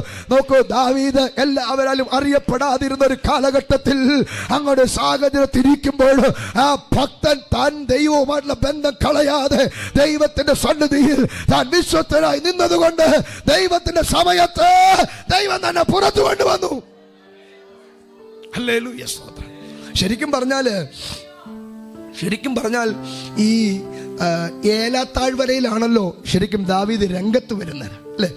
ശമൂവേലിന്റെ പുസ്തകം 17-ാം അധ്യായത്തിൽ നമുക്കറിയാം, ഏലാത്താഴ്വര എന്ന് പറയുന്ന താഴ്വരയുണ്ട്. അവിടെയാണ് ഫെലിസ്തീയ സൈന്യം ഈ ഗോലിയാത്തിന്റെ നേതൃത്വത്തിൽ വന്ന് ശൗലിനെയും സൈന്യത്തെയും വെല്ലുവിളിക്കുന്നത്. ഇങ്ങോട്ട് വാടാ, ധൈര്യം ഉണ്ടെങ്കിൽ വാടാ എന്നൊക്കെ പറഞ്ഞ് 40 ദിവസം അങ്ങോട്ടും ഇങ്ങോട്ടും എന്ത് ചെയ്യുക, വെല്ലുവിളിക്കുക. ശൗൽ ഒരടി മുന്നോട്ട് ചെല്ലുമ്പോൾ ഗോലിയാത്ത് ഒരടി മുന്നോട്ട് ചെല്ലുമ്പോൾ ശൗൽ 2 അടി പുറകോട്ട് പോകും. അങ്ങോട്ടും ഇങ്ങോട്ടും 40 ദിവസമായിട്ട് വെല്ലുവിളിയും വാഗ്വാദവും നടന്നുകൊണ്ടിരിക്കുക. അപ്പോഴാണ് കുറച്ച് ആടിനെയൊക്കെ കാട്ടിൽ വിട്ടിട്ട് ഈ പട കാണാൻ വേണ്ടി വന്നതാ. ആര്? ദാവീദ് സത്യത്തിൽ എന്നാ സംഭവിക്കുന്നെന്ന് അറിയാൻ വേണ്ടി വന്നതാ. പക്ഷെ അവിടെ വെച്ച് തൻ്റെ ജീവിതത്തിൻ്റെ വഴിത്തിരിവുണ്ടായി. കാരണം താൻ ഇങ്ങനെ സംഭവം നടക്കുന്നത് കേട്ടോണ്ട് ഇറങ്ങി വരുന്നത് ജീവനുള്ള ദൈവത്തിന്റെ സേനയെ നിന്ദിക്കുന്ന അഗ്രചർമ്മിയായിരിക്കുന്ന ഈ ഫെലിസ്ത്യന്റെ വാക്കും കേട്ടോണ്ട് ഇറങ്ങി വരുന്നത്. ഇത് കേട്ടപ്പോൾ അദ്ദേഹത്തിന്റെ രക്തം തിളച്ചു. എൻ്റെ ഭാഷയിൽ പറഞ്ഞു എന്ത് ചെയ്യാം, അങ്ങനെ വിട്ടാൽ ശരിയാവത്തില്ല. അപ്പോൾ എന്ത് ചെയ്തു, പോയി അവരെന്തെങ്കിലും ചെയ്തേ പറ്റൂ. അങ്ങനെ ഇരിക്കുന്ന സമയത്താണ് നോക്കിയേ, വാളും കുന്തവും പരിചയമൊക്കെ ആയിട്ട് നിൽക്കുന്ന ഈ അധികായനായിരിക്കുന്ന മനുഷ്യന്റെ മുമ്പിലേക്ക് വാളുമില്ല, കുന്തവുമില്ല, പരിചയമില്ല, ഒന്നുമില്ല. ആകപ്പാട് തോട്ടിന്ന് പറക്കിയെടുത്ത് 5 കല്ലുണ്ട്, ഒരു കവണയുണ്ട്. ഇതുമായിട്ടാണ് ചെല്ലുന്നത്. ഞാൻ നിന്നോട് ആത്മാവിൽ പറയാ, തമ്പുരാന്റെ പദ്ധതി വെളിപ്പെടുത്താൻ സമയമായാൽ വാളില്ലെങ്കിലും കുന്തമില്ലെങ്കിലും വലിയ വകുപ്പ് പറയാനില്ലെങ്കിലും തമ്പുരാന്റെ പദ്ധതി നിന്റെ മേലുണ്ടെങ്കിൽ നിന്റെ കയ്യിലുള്ളത് മതി. അതൊരു കല്ലാണെങ്കിലും, അത് തോട്ടിൽ കിടന്ന ഒരു കല്ലാണെങ്കിലും അതുകൊണ്ട് ദൈവത്തിന് ജയം നേടിത്തരാൻ കഴിയും. അതുകൊണ്ട് ഇല്ലാത്തതിനെ നോക്കി പരിഭവപ്പെടണ്ട, ഉള്ളതിന്റെ മഹത്വം ഉയർത്തിപ്പിടിച്ചുകൊണ്ട് പറ, ഇത് മതി എനിക്ക്, ഇതുകൊണ്ട് ദൈവത്തിന് പ്രവർത്തിക്കാൻ കഴിയും, ഇതുകൊണ്ട് അത്ഭുതം ചെയ്യാൻ കഴിയും ദൈവത്തിന്. ഹല്ലേലൂയ. അതുകൊണ്ട് ഇല്ലാത്തതിനെ ഓർത്തൊന്നും ആരും ഭാരപ്പെടണ്ട. ഓൺലൈനിലേക്ക് ഇരിക്കുന്ന യുവക്കളോടും പ്രിയപ്പെട്ടവരോടും പറയാം, നമുക്ക് ചിലപ്പോൾ ഇച്ചിരി സർട്ടിഫിക്കറ്റിൻ്റെ വലിയ കനം കുറവായിരിക്കും, എക്സ്പീരിയൻസ് ഇച്ചിരി കുറവായിരിക്കും. മതിയെന്നേ, ഉള്ളത് മതി. തമ്പുരാൻ വിചാരിച്ചാൽ അത് മതി നിനക്ക്. തമ്പുരാൻ വിചാരിച്ചാൽ അത് മതി. ഞാൻ ചിലരെ നോക്കി വിവേചിച്ചുകൊണ്ട് വിരൽ ചൂണ്ടിക്കൊണ്ട് പറയാ, ഇല്ലാത്തതിനെ ചൊല്ലി പരിഭവപ്പെട്ട് നീ പുറകി പോകരുത്. നിനക്ക് ഉള്ളത് മതി. അതുകൊണ്ട് നിന്നെ ഉയർത്താ, അതുകൊണ്ട് നിന്നെ കര പിടിച്ച് കയറ്റിക്കൊണ്ട് വരാ, അതുകൊണ്ട് നിന്നെ രംഗത്ത് കൊണ്ടുവരുവാ പറ്റുന്ന ഒരു സർവശക്തനായവനാ നമ്മളെ വിളിച്ചിറക്കിയിരിക്കുന്നത് കൊണ്ട്, അതുകൊണ്ട് ധൈര്യപ്പെടുക. ഹല്ലേലൂയ, സ്തോത്രം. അപ്പൊ ദാവീദ് 5 കല്ലുമൊക്കെ പെറുക്കി പൊക്കണത്തിനിട്ടോണ്ട് വരികയാ. സ്തോത്രം. കവണ ചുറ്റി ഒരു കല്ല് ഉപയോഗിക്കേണ്ടി വന്നുള്ളൂ, ഒരൊറ്റയേറ്. അവിടെ ഗോലിയാത്ത് കമന്നു കുത്തി വീണു. സ്തോത്രം. ആ സംഭവിച്ചത് ദൈവത്തിൻ്റെ കരത്താൽ സംഭവിച്ചതാണ്. ദൈവത്തിൻ്റെ കരത്താൽ സംഭവിച്ചതാണ്. ഞാനിങ്ങനെ ചിന്തിക്കുക, ഈ വാസ്തവത്തിൽ ദാവീദിന് മേലൊരു ദൈവത്തിൻ്റെ പദ്ധതിയുണ്ട്. കാരണം ശൗലിനെ ഓൾറെഡി എന്ത് ചെയ്തു? ദൈവം തമ്മിലെ തള്ളി. ദൈവത്തിൻ്റെ പദ്ധതി പ്രകാരം നിൽക്കാതിരുന്ന അദ്ദേഹത്തെ ദൈവം തള്ളി. ദൈവം തള്ളിയപ്പോൾ തന്നെ മറ്റൊരാളെ ദൈവം മനസ്സിൽ കണ്ടു. ആ കണ്ടവനെ ദൈവത്തെ രംഗത്ത് കൊണ്ടുവരണമെങ്കിൽ അതിനൊരു കളം ഒരുക്കണം. അതിനുവേണ്ടി ദൈവം ഒരുക്കിയ കളമാ ഈ ഏലാ താഴ്വര എന്ന് പറയുന്നത്. അതുകൊണ്ട് വിശ്വസിക്കുക, ദൈവത്തിൻ്റെ പദ്ധതി നമ്മുടെ മേലുണ്ടെങ്കിൽ സ്വർഗം അതിനുള്ള വഴി ഒരുക്കിയിരിക്കും. ഇതാ എന്ന് പറഞ്ഞ് എന്ത് ചെയ്യുക? അവിടെ യേശുവിനെ പൊതുരംഗത്തെ കൊണ്ടുവരിക. ജനത്തിൻ്റെ ആവശ്യം അറിഞ്ഞ് ജനത്തിൻ്റെ ഉദ്ധാരണത്തിന് വേണ്ടി ദൈവം തമ്പുരാൻ യേശുവിനെ പൊതുരംഗത്ത് കൊണ്ട് അവതരിപ്പിക്കുക. എന്നിട്ട് അവിടെ പറയുന്ന ഓരോ പദങ്ങൾക്കകത്തും ഭയങ്കരമായിരിക്കുന്ന ആത്മീക മർമ്മമുണ്ട്. നോക്കൂ, അവിടെ ഇങ്ങനെ പറഞ്ഞു, ഇതാ ഞാൻ താങ്ങുന്ന എൻ്റെ ദാസൻ. ഞാൻ താങ്ങുന്ന എൻ്റെ ദാസൻ. ഇതാ എന്ന് പറയുമ്പോൾ ഞാൻ ആദ്യം പറഞ്ഞല്ലോ, അത് ആരോടോ പറയുന്നത് പോലെ എനിക്ക് തോന്നി വായിച്ചപ്പോൾ. നിങ്ങൾക്ക് തോന്നിയെന്ന് എനിക്കറിയത്തില്ല, പക്ഷെ എനിക്ക് തോന്നി. അപ്പൊ അത് ഞാനിങ്ങനെ ചിന്തിച്ചു, അത് ആരോടായിരിക്കാം. അപ്പൊ എൻ്റെ മനസ്സിൽ തന്ന 1-2 ചിന്ത പറയാം. ഒന്ന്, അത് പിശാചിനോട് പറയാ, ഇതാ ഞാൻ താങ്ങുന്ന എൻ്റെ ദാസൻ. കാരണം അങ്ങനെ പറയുന്നതിൻ്റെ പുറകിൽ ദൈവം ഒരു വെല്ലുവിളിയായിട്ട് മുന്നോട്ട് വയ്ക്കുക. കാരണം എന്താ? ഒന്നാം മനുഷ്യനായിരിക്കുന്ന ആദമിനെ ദൈവം സൃഷ്ടിച്ച് ഏദനിലാക്കി അവനെ തള്ളി പിശാച് താഴെയിട്ടു. എന്നിട്ട് രണ്ടാം മനുഷ്യനെ കൊണ്ട് മുമ്പിൽ നിർത്തിട്ട് പറയാ, നിനക്ക് തൻ്റെ ഇടം ഉണ്ടെങ്കിൽ തള്ളിയിട്, ഞാൻ നിർത്തുക നിന്റെ മുമ്പിലേക്ക്. നിങ്ങൾക്ക് എല്ലാവർക്കും പിടികിട്ടിയില്ല. എൻ്റെ ഉള്ളി കത്തി പോലെ നിങ്ങളുടെ ഉള്ളി കത്തിയില്ല അല്ലേ പറയുക? നിങ്ങൾ ചിന്തിച്ച് നോക്കിക്കേ, ഒന്നാം മനുഷ്യനെ ദൈവം സൃഷ്ടിച്ച് നിഷ്പാപമായിരിക്കുന്ന അന്തരീക്ഷത്തിലിട്ട് ഉണ്ടാക്കി അവരെ കൊണ്ടുവന്ന് എന്ത് ചെയ്യുക? നിർത്തിയിരിക്കുക. പക്ഷെ അവിടെയും ആര് കയറി? സാത്താൻ കയറി ദൈവത്തിൻ്റെ പദ്ധതിയെ തകിടം മടിച്ച് മനുഷ്യവർഗത്തെ മുഴുവൻ പാപത്തിനകത്ത് വീഴിച്ച് ഇട്ടിരിക്കുന്ന ആ ജനത്തിൻ്റെ നടുവിലേക്ക് ദൈവം തമ്പുരാൻ ഒരു രണ്ടാം മനുഷ്യനെ കൊണ്ട് നിർത്തിയിരിക്കുകയാണ്. അതുകൊണ്ടാ ഈ കൊരിന്ത്യ ലേഖനത്തിൽ പൗലോസ് പറയുന്നുണ്ടോ, ഒന്നാം മനുഷ്യൻ മണ്ണുകൊണ്ടുള്ളവൻ, രണ്ടാം മനുഷ്യൻ വിണ്ണിൽ നിന്ന് വന്നവൻ. അപ്പൊ നിങ്ങൾ എന്ത് ചോദിക്കുക, ഒന്നാം മനുഷ്യൻ ഉദ്ദേശിച്ച് ആരെയായിരിക്കും? ആദമിനെയാ. അപ്പൊ രണ്ടാം മനുഷ്യൻ എന്ന് പറഞ്ഞ ആരാ? യേശുവിനെയാ. അപ്പൊ ഇതിനിടയ്ക്ക് മനുഷ്യരില്ലായിരുന്നോ?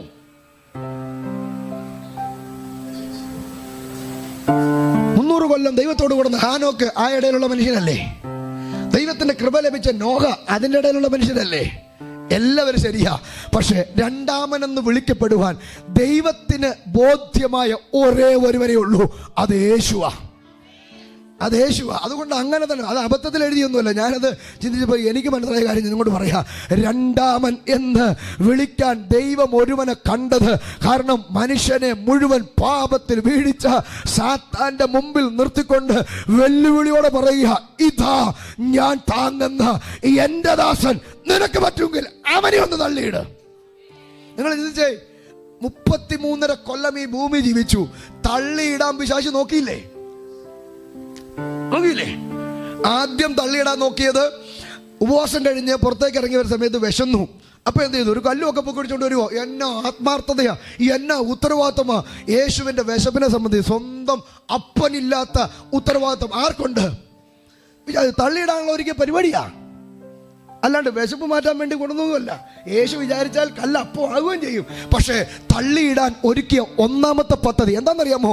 ഈ സ്നാനം കഴിഞ്ഞ് പുറത്തേക്ക് ഇറങ്ങിയപ്പോൾ തന്നെ സ്വർഗത്തിൽ നിന്ന് ശബ്ദം കേട്ടു, ഇതാ ഇവൻ എൻ്റെ പ്രിയപുത്രൻ, ഇവനിൽ ഞാൻ പ്രസാദിച്ചിരിക്കുന്നു.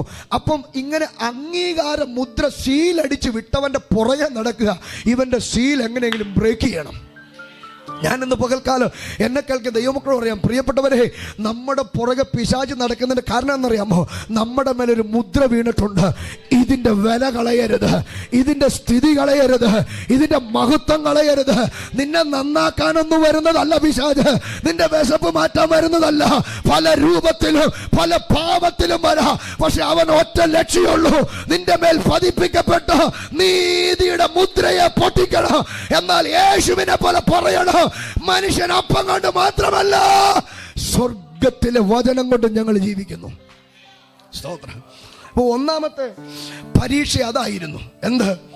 ഈ പറഞ്ഞ അപ്പം കല്ല് അപ്പമായി ഭക്ഷിക്കാൻ വേണ്ടി പറഞ്ഞു. സ്തോത്രം. കർത്താവ് പറഞ്ഞു, ഇല്ല, അപ്പം കൊണ്ട് മാത്രം തിന്നുന്നൊരു ജനറേഷനെ നീ എന്ന് പറഞ്ഞാൽ അപ്പം കണ്ട അതിൻ്റെ പുറകെ കടിച്ചു തൂങ്ങി നടക്കുന്നവരെ നീ കണ്ടിട്ടുള്ളൂ. പക്ഷെ വചനം കൊണ്ട് ജീവിക്കുന്ന ഒരു ജനറേഷൻ എൻ്റെ പുറകെ വരുന്നുണ്ട്, നീ വേണേ കാണാമെങ്കിൽ കണ്ടോ എന്ന് പറഞ്ഞ് തൻ്റെ അടുത്തോടെ അതിനെ ജയിച്ചു. അപ്പോൾ രണ്ടാമത് ഒരു പരീക്ഷയും കൊണ്ട് വന്നു. എന്താ? വലിയൊരു ഗോപുരത്തിൻ്റെ മുകളിൽ കയറ്റി. ഗോപുരത്തിൻ്റെ മുകളിൽ കയറ്റിയിട്ട് പറഞ്ഞു, താഴത്തോട്ട് ചാട്, ദൂതന്മാരോട് കൽപ്പിക്കുന്നൊക്കെ എന്ത് ചെയ്തിട്ടുണ്ട് പറഞ്ഞിട്ടുണ്ട്. അപ്പോൾ ആദ്യത്തെ സംഭവം വാക്യം കൊണ്ട് യേശു അവൻ്റെ തന്ത്രത്തെ വെട്ടിയപ്പം വാക്യവും വെട്ടിയെടുത്തോണ്ട് പുള്ളിയും വന്നു. വാക്യത്തിനകത്തൊരു ഇച്ചിരി കുറവ് വരുത്തിയെന്നുള്ളൂ. ഒരു ശകലം എന്ത് ചെയ്തു? ശകലം.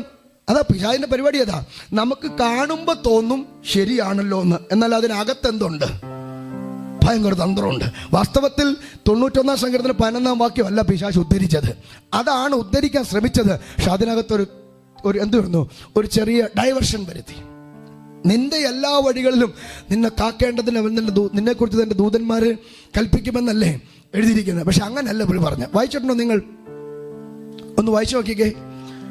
മത്തായി സുവിശേഷം 4-ാം അധ്യായം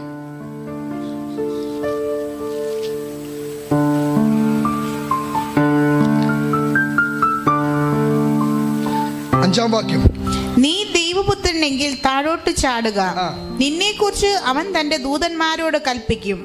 അവൻ നിന്റെ കാൽ കല്ലിനോട് തട്ടാതെ വണ്ണം നിന്നെ കൈയിൽ താങ്ങിക്കൊള്ളും. ഓക്കെ, ഇവിടെ 6-ാമത്തെ വാക്യം, ഈ മത്തായി സുവിശേഷം 4-ാം അധ്യായം 6-ാം വാക്യത്തിൽ നിന്നെ കുറിച്ച് അവൻ തന്റെ ദൂതന്മാരോട് കൽപ്പിക്കും. അത്രേ പുള്ളി എടുത്തോളൂ. ഒരു കഷ്ണം മാത്രം പുള്ളിയും കട്ട് ചെയ്തെടുത്തോളൂ. പക്ഷെ പുസ്തകത്തിൽ എന്താ പറയുന്നതെന്ന് അറിയാമോ? 91 സങ്കീർത്തനത്തിൽ പറയുന്നത്, നിന്റെ എല്ലാ വഴികളിലും നിന്നെ കാക്കേണ്ടതിന് അവൻ നിന്നെ കുറിച്ച് തന്റെ ദൂതന്മാരോട്. അപ്പൊ നിന്റെ എല്ലാ വഴി എന്നുള്ള എന്ത് ചെയ്തു? മാറ്റിക്കളഞ്ഞു. കാരണം മാറ്റേണ്ട കാരണം എന്നറിയാമോ? അതിന്റെ അർത്ഥം ഇങ്ങനെ മനസ്സിലാക്കാം. ഞാൻ നിന്നെ നടത്തുന്ന ഏതു വഴിയിലും എന്തു പ്രശ്നം ഉണ്ടെങ്കിലും അത് ഞാൻ നോക്കിക്കോളാം. അല്ല, നിന്റെ ഇഷ്ടപ്രകാരം പോകുന്ന വഴിയിൽ എൻ്റെ കരുതൽ പ്രതീക്ഷിക്കരുത്. നിങ്ങൾക്ക് പിടിയിട്ടില്ല എന്ന് പറഞ്ഞാൽ അവിടെ 91 സങ്കീർത്തനം പറയുന്നത് എന്തുവാ? അത്യുന്നതന്റെ മറവിലും സർവശക്തന്റെ നിഴലിൽ പാർക്കുന്നവൻ അവൻ യഹോവയെ കുറിച്ച്. അപ്പം ദൈവത്തിന്റെ നിഴലിലും മറവിലും ഒക്കെ വസിക്കുന്നവൻ, അവന്റെ അനുഗ്രഹങ്ങളായി പറഞ്ഞു വരുന്നേ അല്ലേ? 1-ാം വാക്യം മുതൽ വായിച്ചാലാണ് 91 സങ്കീർത്തനം പിടികിട്ടത്തുള്ളൂ. അപ്പം നമ്മൾ എവിടെയെങ്കിലും വസിക്കുകയല്ല, ദൈവത്തിന്റെ നിഴലിൽ. അതൊക്കെ ഒരു അലങ്കാര പ്രയോഗമാണ്. ദൈവവചനപ്രകാരം, ദൈവഹിതപ്രകാരം, ദൈവ ഇഷ്ടപ്രകാരം, ദൈവത്തിന്റെ നീതിക്കൊത്തവണ്ണം നടക്കുന്ന ഒരുവൻ, അവന്റെ വഴിയിൽ ഒരു പോരായ്മ വന്നാൽ, ഒരനർത്ഥം വന്നാൽ, ഒരപകടം വന്നാൽ അതിനെ പരിഹരിക്കാൻ ഈ വിളിച്ച ദൈവം വിശ്വസ്തനാണ്. അപ്പൊ ആ നിഴല് വിട്ട് നടക്കുന്നവരുണ്ട്. നമ്മൾ ഈ കോഴിയെ കുറിച്ചൊക്കെ പറയുമ്പോൾ ഇസ്രായേൽ മക്കളോട് ദൈവം തമ്പുരാൻ കർത്താവ് എന്ന് പറഞ്ഞത്, കോഴി തൻ്റെ ചിറകിൻ്റെ മറവിൽ കുഞ്ഞുങ്ങളെ സൂക്ഷിക്കുന്ന പോലെ നിങ്ങളെ സൂക്ഷിക്കാൻ എനിക്ക് മനസ്സായിരുന്നു, പക്ഷേ നിങ്ങൾക്കോ മനസ്സില്ല. അപ്പം ഈ കോഴിയുടെ ഒരു സംവിധാനം നമുക്കറിയാമല്ലോ. കോഴീനെ കൊത്തിയിറക്കി പണ്ടത്തെ കാലത്ത്, ഇപ്പം പിന്നെ കോഴി കൊത്തിയിറക്കലൊന്നും നമ്മൾ കാണാറില്ല, അങ്ങനെ സംവിധാനം കേൾക്കാറില്ല, അതിനൊന്നും ആർക്കും നേരമില്ല. പോട്ടെ. അപ്പോൾ അങ്ങനെ ഈ സമയത്ത് തള്ളക്കോഴി എന്ത് ചെയ്യുക? കുഞ്ഞുങ്ങളായിട്ട് ഇങ്ങനെ നടക്കുന്ന സമയത്ത് ഏതെങ്കിലും ഏത്തവാഴയുടെ കയ്യിലോ അല്ലെങ്കിൽ റബ്ബറിൻ്റെ കൊമ്പയിലോ മൂവണ്ടമ്മാവിൻ്റെ ഒക്കെ സംഭവം വന്നിരിക്കുമ്പോഴേ കോഴി തള്ളക്കോഴിയുടെ കണ്ണിൽപ്പെടും. കുഞ്ഞുങ്ങളത് കാണത്തില്ല. അപ്പം തള്ളക്കോഴി ഒരു ചെറിയ ശബ്ദം പുറപ്പെടുവിക്കുമ്പോൾ കുഞ്ഞുങ്ങളെല്ലാം കൂടി വന്ന് എവിടെ കയറും? ഇതിൻ്റെ ചിറകിൻ്റെ മറവിൽ കയറും. കാരണം എന്താ? അവിടെ അവർ സുരക്ഷിതരാണ്. അങ്ങനെ ഇങ്ങനെ ഇരിക്കുന്ന സമയത്ത് ഏതെങ്കിലുമൊക്കെ എന്തല്ലോ എന്താ പറയുക, എങ്ങനെ പറയണേ, കുരുത്തം കെട്ട കോഴി കുഞ്ഞുങ്ങൾ കാണുമല്ലോ, അതെല്ലായിടത്തും കാണൂല്ലേ എന്ന് പറഞ്ഞതുപോലെ അതിങ്ങനെ ഈ അമ്മയുടെ ശബ്ദം കേൾക്കാതെ പുള്ളി അങ്ങ് വലിയ പുള്ളിയായി എന്ന രീതിയിൽ കൊത്തിപ്പറിക്ക് നടക്കുന്ന സംഭവം കൊണ്ട് പുള്ളി എന്ത് ചെയ്യും? പോകും. അതുകൊണ്ട് അതാ പറഞ്ഞത്, നിങ്ങൾ എൻ്റെ ചിറകിൻ്റെ മറവിലാണെങ്കിൽ നിങ്ങൾക്കൊരു സംരക്ഷണം എൻ്റെ ഉണ്ട്. എൻ്റെ ചിറകിൻ്റെ മറവിലാണെങ്കിൽ ഒരു സുരക്ഷിതത്വം നിങ്ങൾക്കുണ്ട്. അതാ പറയുന്നത്. പക്ഷേ കർത്താവിനെ വളരെ വിദഗ്ധമായിട്ട് പുള്ളി എന്ത് ചെയ്യുക? പരീക്ഷിക്കാൻ ചെല്ലുകയാണ്. വാക്യമൊക്കെ കോട്ട് ചെയ്തുകൊണ്ട് വരിക. അവിടെയും കർത്താവ് എന്ത് ചെയ്തു? മോനെ, എനിക്ക് മോളിൽ നിന്ന് ചാടി ദൈവപുത്രനാണ് തെളിയിക്കേണ്ട കാര്യമില്ല. കാരണം എൻ്റെ അപ്പൻ എന്നോട് പറഞ്ഞിട്ടുണ്ട് ഞാൻ ദൈവപുത്രനാണെന്ന്. നിങ്ങൾ ആ ഓരോ പദങ്ങളും ശ്രദ്ധിച്ചോ. നീ ദൈവപുത്രനെങ്കിൽ എന്ത് ചെയ്യാൻ പാടില്ല? നിനക്ക് വിശക്കാൻ പാടില്ല. നീ ദൈവപുത്രനാണെങ്കിൽ താഴോട്ട് എന്ത് ചെയ്യേ? ചാടിക്കൊണ്ട്. അപ്പൊ ആ ചോദ്യം കണ്ടോ, മുമ്പ് എന്ത് പറഞ്ഞു? ഇവൻ എൻ്റെ പ്രിയപുത്രൻ, സ്വർഗത്തിലെ ദൈവം അംഗീകാരം കൊടുത്ത് എൻ്റെ മോനാന്ന് പറഞ്ഞപ്പം അതിനെ കൊണ്ടുവന്ന് എന്ത് ചെയ്യാം? സംശയിക്കുക. നീ താഴോട്ട് ചാടി കാലൊടിഞ്ഞാൽ നീ ദൈവപുത്രനല്ല. നിനക്കിങ്ങനെ വിശന്നാൽ നീ എന്തല്ല? ദൈവപുത്രനല്ല. ഇത് തന്നെയാണ് നമ്മളോട്, വേറൊരു രീതിയിലാന്നേ ഉള്ളൂ. നിനക്ക് ഈ പ്രശ്നം വന്നു, അങ്ങനെയാണെങ്കിൽ നിനക്ക് ദൈവവുമായിട്ട് എന്തോ ബന്ധത്തിന് പ്രശ്നമുണ്ട്. ഒരു പ്രശ്നവും ഇല്ല. മനുഷ്യ ജീവിതം പ്രശ്നങ്ങളൊക്കെ ഉള്ളതാ. പക്ഷെ പ്രശ്നങ്ങൾ ഉണ്ടെങ്കിലും അതിൻ്റെ നടുവിലും നമുക്ക് ജയമുണ്ട്. പ്രതിസന്ധി ഉണ്ടെങ്കിലും അതിൻ്റെ നടുവിലും ദൈവത്തിൻ്റെ കരുതലുണ്ട്. പ്രശ്നമെല്ലാം തീർന്നെന്നല്ല ക്രിസ്ത്യ ജീവിതം എന്ന് പറയുന്നത്.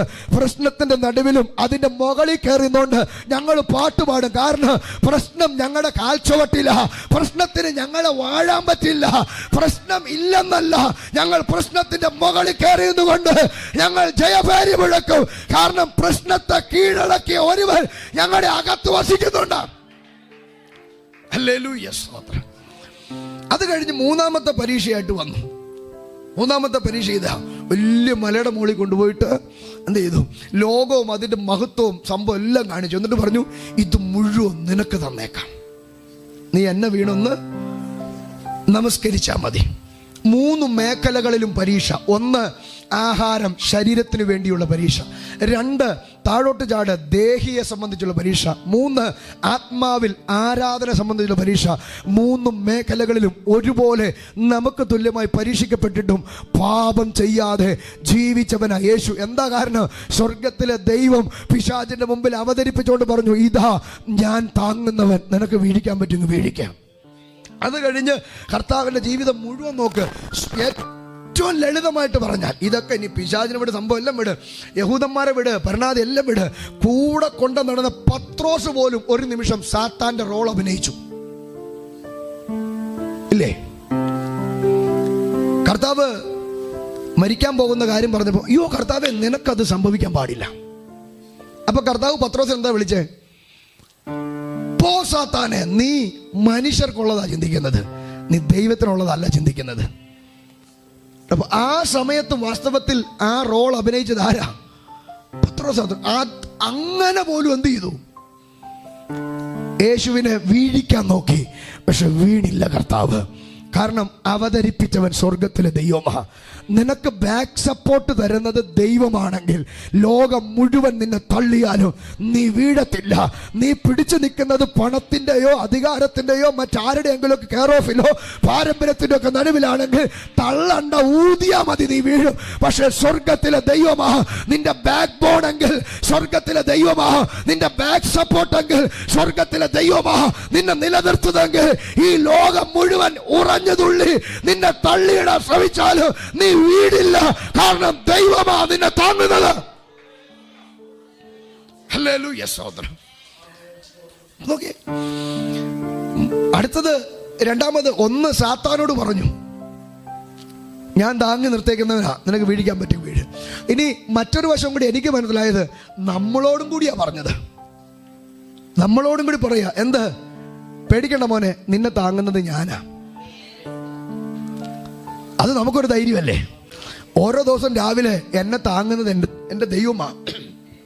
അത് പറയുമ്പോൾ തന്നെ ഒരു ബലം അകത്ത് വ്യാപരിക്കും. എന്നെ നിലനിർത്തുന്ന എൻ്റെ ദൈവമാ. ബന്ധങ്ങളോ സുഹൃത്തുക്കളോ പണമോ മറ്റൊന്നുമല്ല, ദൈവമായി എന്നെ താങ്ങുന്നത്, ദൈവമായി എന്നെ താങ്ങുന്നത്. എത്ര പേർക്ക് ഇന്ന് പകൽക്കാലം ഞാൻ പറയുന്ന ദൂത് പിടികിട്ടുന്നുണ്ട്? അത് മനസ്സിലൊന്ന് കുറിച്ചിട്ടുണ്ട് ഇന്ന് പകൽ പോകാമുള്ളൂ. നിന്നെ താങ്ങി നിർത്തുന്നത് ദൈവമാ. നിന്നെ താങ്ങി നിർത്തുന്ന സംവിധാനങ്ങളല്ല, ലോകത്തിലെ ഒന്നുമല്ല. നിന്നെ താങ്ങി നിർത്തുന്നത് സർവശക്തനാണ് ദൈവമാണെങ്കിൽ നീ ഒന്നിനെ ചൊല്ലി ഭാരപ്പെടണ്ട, നീ ആരെ ഭയപ്പെടണ്ട, നീ ആർക്കും കീഴ്പ്പെടണ്ട. ഇന്ന് പകൽ ദൈവത്തിന് കീഴ്പ്പെടുന്നവർ, വചനത്തിന് കീഴ്പ്പെടുന്നവർ, പ്രമാണത്തിന് വേണ്ടി നിൽക്കുന്ന നേരോടെ നിർത്തുന്നത് സ്വർഗത്തിലെ ദൈവമാ. Hallelujah, hallelujah. ദാവീദിനെ കുറിച്ച് ഒരിക്കൽ 3-ാം സങ്കീർത്തനത്തിന്റെ 3-4 ഒക്കെ വാക്യം വായിക്കുമ്പോൾ കാണുന്നുണ്ട്. ദാവീദിനെ കുറിച്ച് പറഞ്ഞു, അവന് ദൈവത്തെങ്കിൽ പോലും രക്ഷയില്ലെന്ന് എന്നെക്കുറിച്ച് പലരും പറയുന്നു. പക്ഷെ ദാവീദ് പറഞ്ഞ നീയോ യഹോവേ എൻ്റെ തല ഉയർത്തുന്നവനും എൻ്റെ പരിചയമാ. സ്വത ഇതാ നമ്മുടെ കോൺഫിഡൻസ്. നാട്ടുകാർ പറയുന്നതല്ല നമ്മുടെ പ്രമാണം, വീട്ടുകാർ പറയുന്നതല്ല നമ്മുടെ പ്രമാണം, കൂട്ടുകാർ പറയുന്നതല്ല നമ്മുടെ പ്രമാണം, പാരമ്പര്യവാദികൾ പറഞ്ഞതല്ല. ഇന്ന് പകൽക്കാലം നിന്റെ ഉള്ളിൽ ദാവീദ് പറഞ്ഞത് പറയണം, അവരെന്തും പറയട്ടെ, അവരെന്നെ കുറിച്ച് എന്തും പറയട്ടെ, പക്ഷെ എനിക്കൊന്നറിയാ, എൻ്റെ തല ഉയർത്തുന്നവൻ, എൻ്റെ പരിചയായവൻ, എൻ്റെ രക്ഷയായവൻ, എൻ്റെ നീതിയായവൻ, എൻ്റെ വീണ്ടെടുപ്പായവൻ, അവൻ എൻ്റെ ദൈവമാ. ഹല്ലേലൂയ, സ്തോത്രം. അപ്പൊ ദൈവം ഇതാ എന്ന് പറയുന്നത്, ഒന്ന് സാത്താനോട് പറഞ്ഞു, 2 നമ്മളോട് പറയുക, പേടിക്കണ്ട, ഞാനാ നിന്നെ താങ്ങുന്നത്. സ്തോത്രം. ഓക്കെ. അപ്പോൾ ആ പദം അതെനിക്ക് ഭയങ്കര ഇഷ്ടപ്പെട്ടു. രാവിലെ ഞാൻ പിന്നെ ധ്യാനിക്കുമ്പോൾ എനിക്ക് കുറച്ചും കൂടി സന്തോഷം തോന്നി. നമ്മളെ താങ്ങുന്ന ഒന്ന് ദൈവം നമ്മൾ എന്ത് ചെയ്യും? താങ്ങും. സ്തോത്രം. ദൈവം നമ്മളെ താങ്ങും. എവിടെയൊക്കെ നമ്മളെ താങ്ങും? 3-ാം സങ്കീർത്തനത്തിൽ പറയുന്ന ഒരു വാക്കുണ്ട്, ഞാൻ കിടന്നുറങ്ങി, നീ താങ്ങുകയാൽ ഞാൻ ഉണർന്നിരിക്കുന്നു. സ്തോത്രം. അപ്പൊ ഇന്ന് രാവിലെ എഴുന്നേറ്റത് എങ്ങനെയാണെന്നറിയാമോ? അമ്മരെ താങ്ങി എഴുന്നേപ്പിച്ചതാണ്. നമ്മളെക്കാൾ ആരോഗ്യമുള്ള എത്ര പേര് മോർച്ചറിൽ ഇരിക്കുന്നറിയാമോ? പിള്ളേർ വരാൻ കാത്തിരുന്ന. നമ്മളെക്കാൾ ആരോഗ്യമുള്ളവരും സംഭവം ഫ്രീസായിട്ടിരിക്കുക. ഞാൻ അവരെ പരിഹസിച്ചല്ല, മരണം എല്ലാവർക്കും ഉണ്ട്. പക്ഷേ നമ്മളെക്കാൾ ആരോഗ്യമുള്ള എത്ര പേര് ഡോക്ടർക്ക് അപ്പോയിൻമെന്റ് എടുത്ത് ക്യൂ ഇരിക്കുന്നറിയാമോ? കൺസൾട്ടന്റ് റൂമിന്റെ ഫ്രണ്ടിൽ. നമ്മൾ ഇതിനകത്തിരുന്ന് ആത്മാവിൽ ദൈവത്തെ ആരാധിക്കുന്നതിന് കാരണം തമ്പുരാൻ താങ്ങിയത് കൊണ്ടാണ്. മറ്റൊരു ഭാഗത്ത് പറയുന്നുണ്ട്, രോഗശയ്യയിൽ ദൈവം എന്നെ താങ്ങുന്നു. 140 സങ്കീർത്തനത്തിൽ പറയുന്നു, വീഴുന്നവരെയൊക്കെയും അവൻ താങ്ങുന്നു. അപ്പൊ നമ്മളെ താങ്ങുന്നവൻ ആരാ? സ്വർഗത്തിലെ ദൈവമാ. ദൈവം താങ്ങുന്നതോടൊപ്പം തന്നെ മറ്റൊരു കൂട്ടരും കൂടെ നമ്മൾ താങ്ങുന്നുണ്ട്. ഒരു വാക്യം നിങ്ങളൊന്ന് വായിച്ചേ. സങ്കീർത്തനം 54-ാം സങ്കീർത്തനം, അതിന്റെ 4-ാമത്തെ വാക്യം ഒന്ന് വായിച്ചു. 54-ാം സങ്കീർത്തനത്തിന്റെ,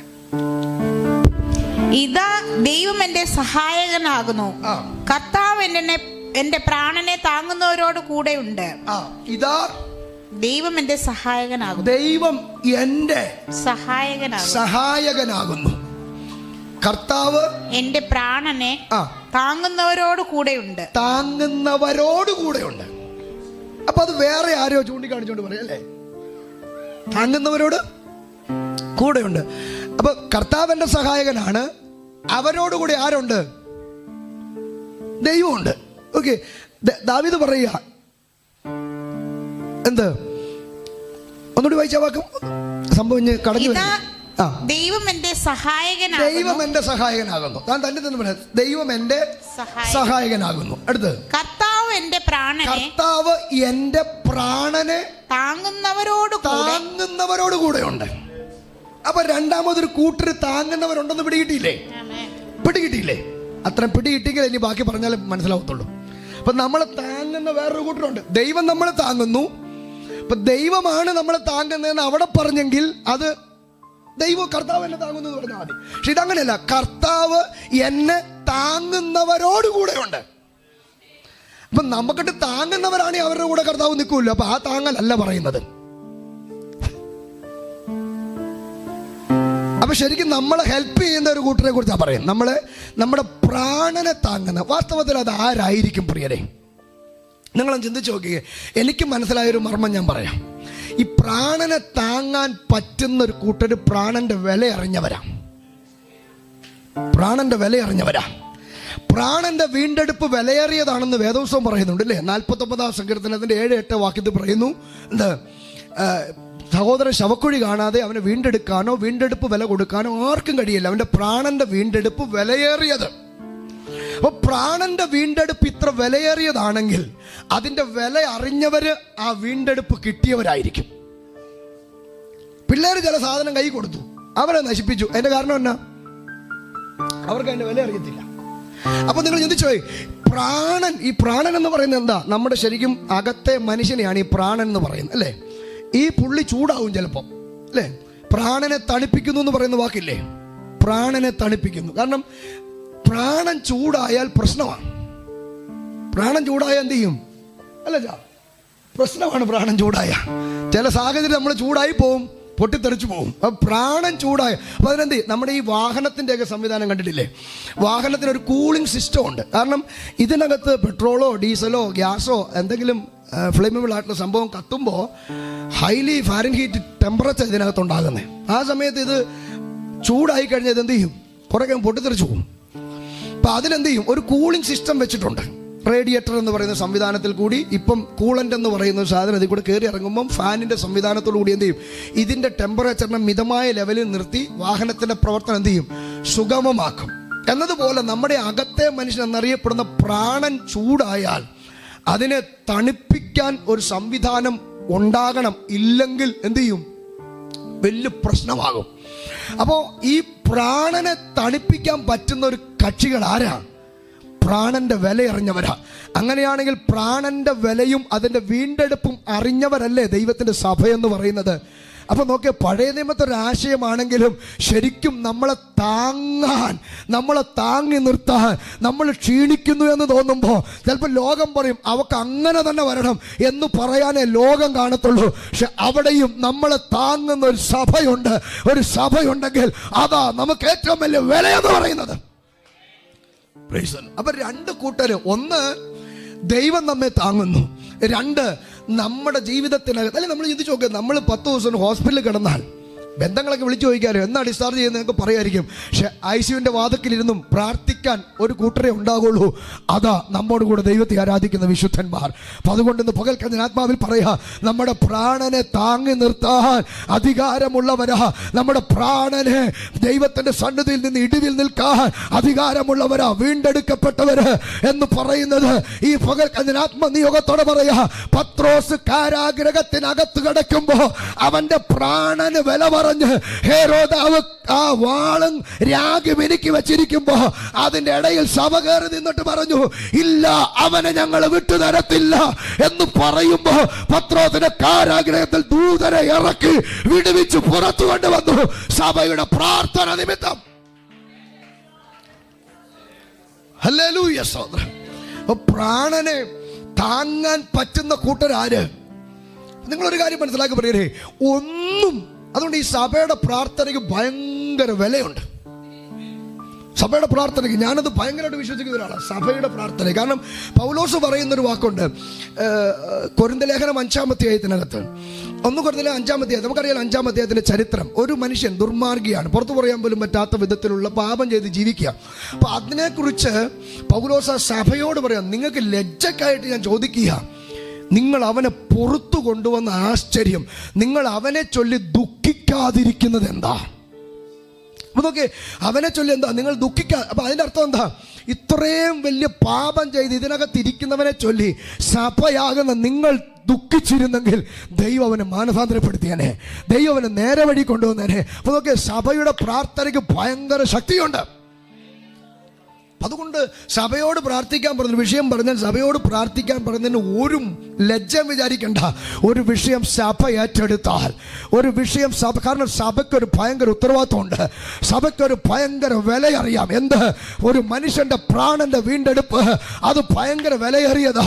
പ്രാണനെ താങ്ങി നിർത്താൻ അവകാശമുള്ളവര്, പ്രാണനെ താങ്ങി നിർത്താൻ അധികാരമുള്ളവര്, അവര് ദൈവത്തിന്റെ ജനമാ.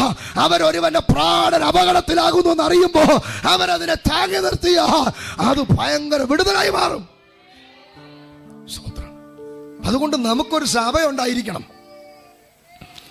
നമുക്ക് എന്ത് ചെയ്യണം? ഒരു സഭ നിശ്ചയമായിട്ടുണ്ടായിരിക്കണം. നമ്മളെ നടത്താൻ ഒരു ദൈവദാസൻ ഉണ്ടായിരിക്കണം. ഒരു ദൈവദാസന്റെ കൈ കീഴിൽ ഒരു സഭ എന്ന സംവിധാനത്തിന്റെ കീഴിലായിരിക്കണം. കാരണം ചില പ്രത്യേക നിർണായക ഘട്ടത്തിൽ സഭയുടെ പ്രാർത്ഥന വളരെ ഫലകരമായിട്ട് വരും. അതാ ഞാൻ ആദ്യം പറഞ്ഞത്. പത്രോസ് കാരാഗ്രഹത്തിൽ കിടക്കുക, പിടിച്ചു അറസ്റ്റ് ചെയ്തു. പെരുന്നാൾ ആയതുകൊണ്ട് പെരുന്നാൾ കഴിഞ്ഞിട്ട് കൊല്ലാൻ വേണ്ടി റെഡിയാക്കി, വാളൊക്കെ റെഡിയാക്കി വെച്ചിരിക്കുക. ഈ സമയത്ത് സഭ നിസ്സഹായമാണ്. അവർക്ക് വേണ്ടി പറയാൻ ആരില്ല, അവർക്ക് വേണ്ടി ഹെരോദാവിന്റെ മുമ്പിൽ പോയി സംസാരിക്കാൻ ആരുമില്ല. അവരാകപ്പാട് നിസ്സഹായരായി. പക്ഷെ അവർക്ക് ഒരു കാര്യം ചെയ്യാൻ പറ്റി. എന്ത്? അവർ പ്രാർത്ഥിക്കാൻ. ശരിക്കും നിങ്ങൾ ആ പ്രാർത്ഥനയൊന്ന് ഇങ്ങനെ കണ്ടേ. ഈ പ്രാർത്ഥന എവിടെയാ? പത്രോസ്, അതിനിപ്പുറത്ത് പത്രോസിനെ കൊല്ലാനുള്ള വാള്. ഇതിന് രണ്ടിന്റെ ഇടയിലല്ലേ ഈ സഭ കയറി നിന്നത്? കാരണം ഹെരോദാവിന്റെ കയ്യിൽ പെട്ടവൻ രക്ഷപ്പെടത്തില്ല. അവരെ പിടിച്ച് അകത്തിട്ടാ കൊന്നു എന്ന് പറഞ്ഞാൽ കൊല്ലും. പിന്നെ അതിന് ചോദിക്കാനും പറയുന്ന ആളില്ല. അപ്പൊ നിങ്ങൾ ചിന്തിച്ചേ, ദിവസങ്ങളുടെ മണിക്കൂറുകളുടെ ഗ്യാപ്പേ ഉള്ളൂ പത്രോസിന്റെ ജീവന്. അപ്പൊ ദൈവം തന്നിൽ അർപ്പിച്ച ശുശ്രൂഷ തീർന്നിട്ടുമില്ല. അങ്ങനെ രണ്ടിന്റെയും ഇടയിൽ നിൽക്കുമ്പോൾ ഒരു സഭ കയറി ഇടയിൽ നിന്നു. ഇല്ല, സമയം ഇവിടെ തീർന്നിട്ടില്ല. ഞാൻ ദൈവമക്കളോട് പറയാം, പ്രിയപ്പെട്ടവരെ, ഒരു സഭ ഒരു വിഷയം ഏറ്റെടുത്താൽ, ഒരു സഭ ഒരു കുടുംബത്തെ ഏറ്റെടുത്താൽ, ഒരു സഭ ഒരു നാടിനെ ഏറ്റെടുത്താൽ, ആ നാടിനെ വിടുവിക്കുക, ആ കുടുംബത്തെ രക്ഷിക്കുക, ആ സമൂഹത്തെ ഉദ്ധരിക്കുക. സഭയുടെ പ്രാർത്ഥനയ്ക്ക് അപാര ശക്തിയുണ്ട്. പഴയ നിയമത്തിലൊരു നിഴലുകൂടി പറയാം. മോശ ഇവിടെ യുദ്ധം നടക്കുക. മോശ പർവ്വതത്തിന് മുകളിൽ കയറി. മോശയുടെ കൈ ഉയർന്നിരുന്നാലേ എന്ത് നടക്കത്തുള്ളൂ? പ്രത്യേകിച്ച് സംഭവമൊന്നുമില്ല. മോശ കൈ പൊക്കി പിടിച്ചാലേ താഴെ ജയിക്കുള്ളൂ. അമാലേക്കര് ഇസ്രായേലിനെ ജയിക്കാതിരിക്കണമെങ്കിൽ, ഇസ്രായേലിന് ജയം കിട്ടണമെങ്കിൽ, പുറപ്പാട് 17-ാം അധ്യായത്തിൽ കിട്ടണമെങ്കിൽ ആരുടെ കൈ പൊങ്ങിയിരിക്കണം? മോശയുടെ കൈ എന്ത് ചെയ്യണം? ഉയർന്നിരിക്കണം. നമുക്കറിയാമല്ലോ, ഒരു മനുഷ്യന്റെ കരം നമ്മുടെ ശരീരത്തിന്റെ മുകളിൽ, തലയ്ക്ക് മുകളിൽ ഒരു പരിധി വിട്ട് സമയം പൊക്കി പിടിക്കാൻ നമുക്ക് പറ്റില്ല. കുറെ കഴിയുമ്പോൾ എന്ത് ചെയ്യും? കൈക്ക് വേദന വരും, കൈ താഴത്തോട്ട് താന്നു പോകും. അപ്പോൾ ഇങ്ങനെ പറ്റില്ല എന്ന് മനസ്സിലായപ്പോൾ അഹരോനും ഹൂരും ഒരുമിച്ച് എവിടെ കയറി? പർവ്വതത്തിന് മുകളിൽ കയറി. കൈ പൊങ്ങിയിരിക്കുമ്പോൾ അവരിങ്ങനെ താങ്ങി പിടിച്ചു. മോശയുടെ കൈ സൂര്യൻ അസ്തമിക്കുന്നത് വരെ, അല്ലെങ്കിൽ ഇസ്രായേൽ ജനം അമാലേക്കരുടെ മേൽ സമ്പൂർണ്ണ ജയം, ആധിപത്യം എടുക്കുന്നത് വരെ മോശയുടെ കൈ പൊങ്ങിയിരുന്നു. ഞാനിന്ന് പകൽ കലാത്മാവിൽ പറയാ, രണ്ട് വിശ്വസ്ത സഹോദരങ്ങൾ നമുക്കുണ്ടെങ്കിൽ, രണ്ട് കൂടെ ഇരുന്ന് പ്രാർത്ഥിക്കാനുള്ളവർ നമുക്കുണ്ടെങ്കിൽ, ഒരു വിഷയം ഏറ്റെടുത്ത് പ്രാർത്ഥിക്കുന്ന ഒരു സഭ നിനക്കുണ്ടെങ്കിൽ, ഇന്ന് പകൽക്കാലം ജയം നിന്റെ പക്ഷത്തായിരിക്കും. പരാജയമല്ല അവിടെ നീ അനുഭവിക്കുന്നത്, ജയം നിന്റെ പക്ഷത്തായിരിക്കും.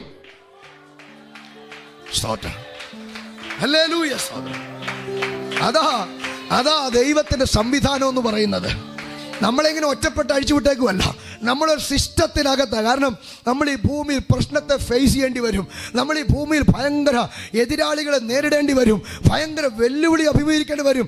ഇതൊക്കെ ദൈവത്തിനറിയാം. അതുകൊണ്ടല്ലേ കർത്താവ് പറഞ്ഞു, നിങ്ങളെ ഞാൻ ലോകത്തിലാക്കിയിട്ട് പോകുക. ലോകം നമുക്ക് അനുകൂലമല്ല, ലോകത്തിൽ നിങ്ങൾക്ക് കഷ്ടമുണ്ട്, എങ്കിലും ധൈര്യപ്പെടുവീൻ, ഞാൻ ജയിച്ചവനാ. മാത്രമല്ല നിങ്ങളുടെ കൂടെയും ചിലരുണ്ട്. അബ്രാഹിം ഇതാ സാക്ഷികളെ ഇത്ര വലിയ സമൂഹം നമുക്ക് ചുറ്റിലും നിൽക്കുന്നത് കൊണ്ട് നാം സകല ഭാരവും, മുറുകെ പറ്റുന്ന പാപവും വിട്ടുകൊണ്ട് നമ്മുടെ മുമ്പിൽ വെച്ചിരിക്കുന്ന ഓട്ടം എന്ത് ചെയ്യണം?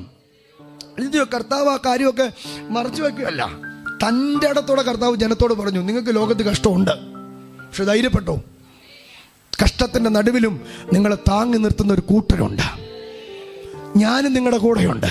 ഇതിൽ കൂടുതൽ ധൈര്യം എന്താ തരുന്നേ? കർത്താവ് നമ്മളെ വീണ്ടെടുത്തിട്ട് നമ്മളെ ഏതെങ്കിലും വനാന്തരത്തിലോ അല്ലെങ്കിൽ ഏതെങ്കിലും അന്യഗ്രഹത്തിൽ കൊണ്ട് താമസിപ്പിക്കുകയല്ല. ഈ ഉപദ്രവിക്കുന്ന ജനത്തിൻ്റെ നടുവിൽ തന്നെ നമ്മളെ വിട്ടേച്ച് പോയിരിക്കുകയാണ്.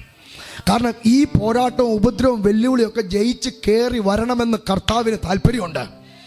അത് ജയിക്കാനുള്ള എല്ലാ വഴിയും എല്ലാ പദ്ധതിയും സ്വർഗത്തിലെ ദൈവം നമുക്ക് തരാൻ തക്കവണ്ണമിടയായിത്തീരും. അങ്ങനെയാണെങ്കിൽ ഇന്ന് പകൽക്കാലം ഒരു സഭ നമുക്കുണ്ടെങ്കിൽ, ചുമ്മാ വന്ന് കേട്ട് പോയി രണ്ട് പാട്ട് പാടി ചുമ്മാ എന്താ പറയുക വന്നിരിക്കാനുള്ള സംവിധാനമല്ല.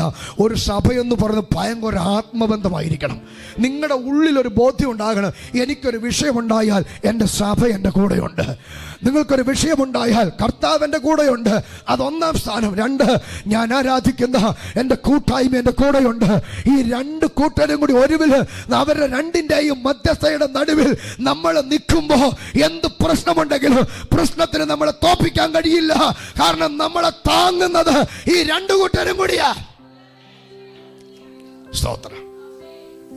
ചിലർക്ക് സഭയിൽ പോയി പ്രാർത്ഥനാ വിഷയം പറയാൻ ഭയങ്കര പേടിയാ, നാണോ. സ്തോത്രം.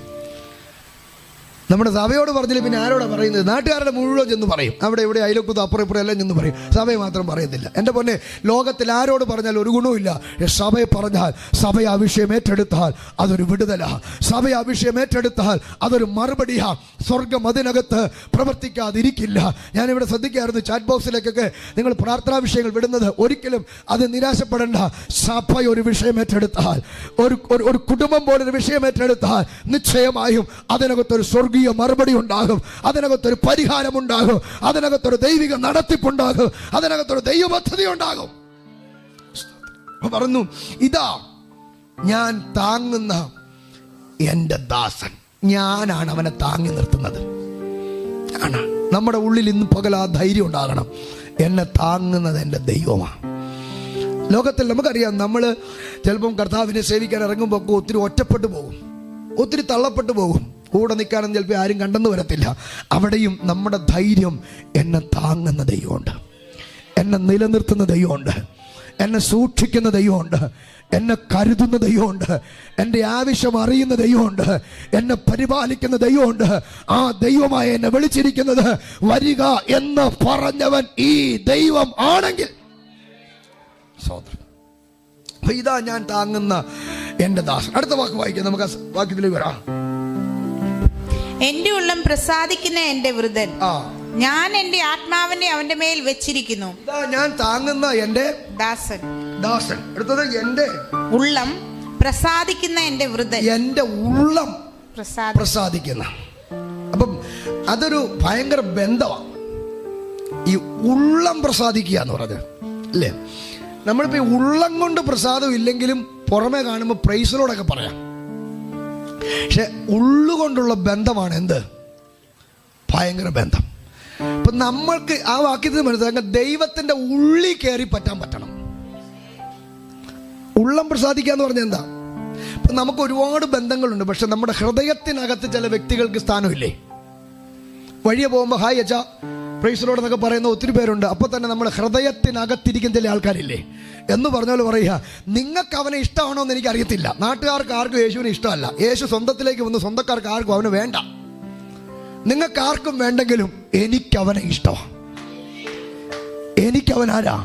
എൻ്റെ ഉള്ളത്തിനൊരു പ്രസാദം അവനോടുണ്ട്. സ്വന്തം. അതുകൊണ്ട് പത്രോസ് ലേഖനം 1 പത്രോസ് ലേഖനം 2-ാം അധ്യായത്തിൽ വായിക്കുന്നില്ലേ, മനുഷ്യൻ തള്ളിയതെങ്കിലും ദൈവത്തിൻ്റെ അടുക്കൽ വന്നിട്ട് നിങ്ങളും ജീവൻ ഉള്ള കല്ലുകൾ എന്ന പോലെ ദൈവത്തിന് ആത്മീയ യാഗം അർപ്പിക്കാൻ തക്കവണ്ണം എന്ത് ചെയ്യുന്നു? നമ്മൾ വിശുദ്ധ മന്ദിരമായി പണിയപ്പെടുകയാണ്.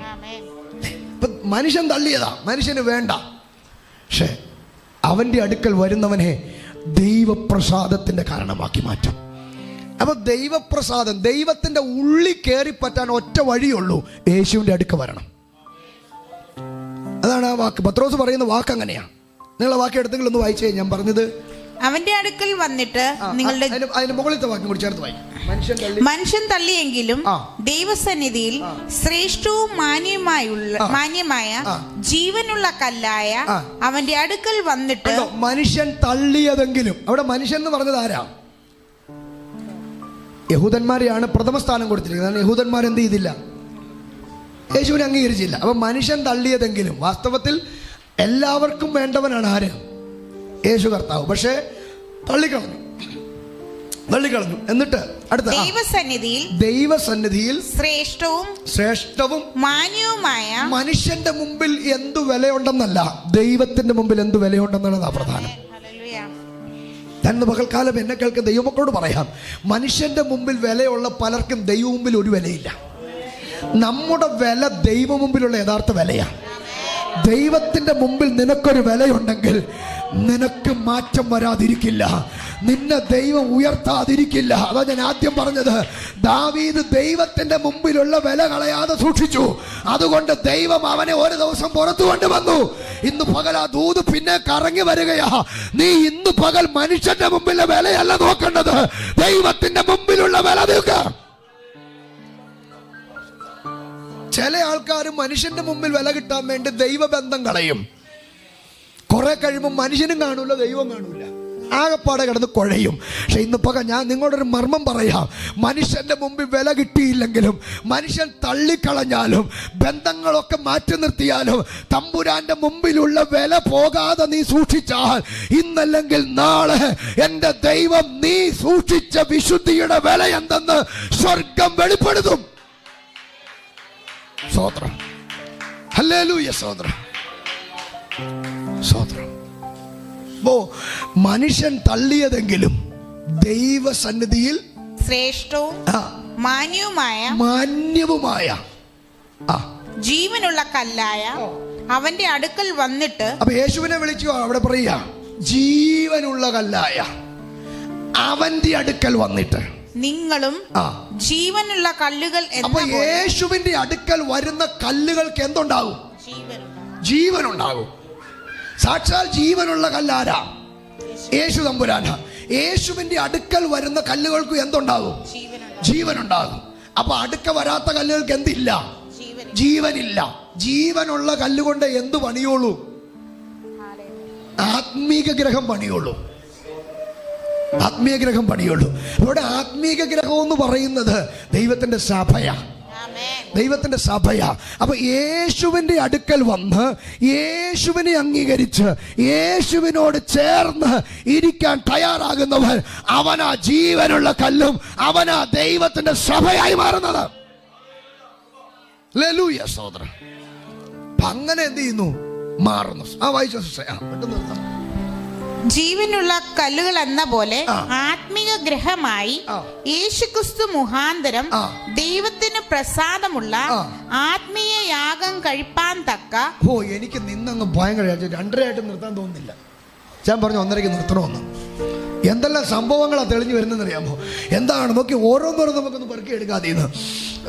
ഒന്ന്, ജീവനുള്ള കല്ലായ അവന്റെ അടുക്കൽ വന്നിട്ട് നിങ്ങളും ജീവനുള്ള കല്ലുകൾ എന്ന പോലെ എന്തായി മാറും? ആത്മീക ഗ്രഹമായി മാറും. എന്നിട്ട് യേശുക്രിസ്തു മുഖാന്തരം. ഇനി ഒരൊറ്റ മുഖാന്തരേ ഉള്ളൂ ദൈവത്തിലേക്ക് ചെല്ലാൻ, അത് യേശു മാത്രമാണ്. നമുക്ക് പഴയ നിയമം പഠിക്കുമ്പോ എന്തുകൊണ്ട് ചെന്നാലും ദൈവം നേരിട്ട് വാങ്ങൂല. യാഗപീഠത്തിൽ വെച്ചോ, കത്തിച്ചോ, മണത്തോളാം, അനുഗ്രഹിച്ചോളാം. അതാ ദൈവത്തിന്റെ പഴയ നിയമ പ്രമാണം.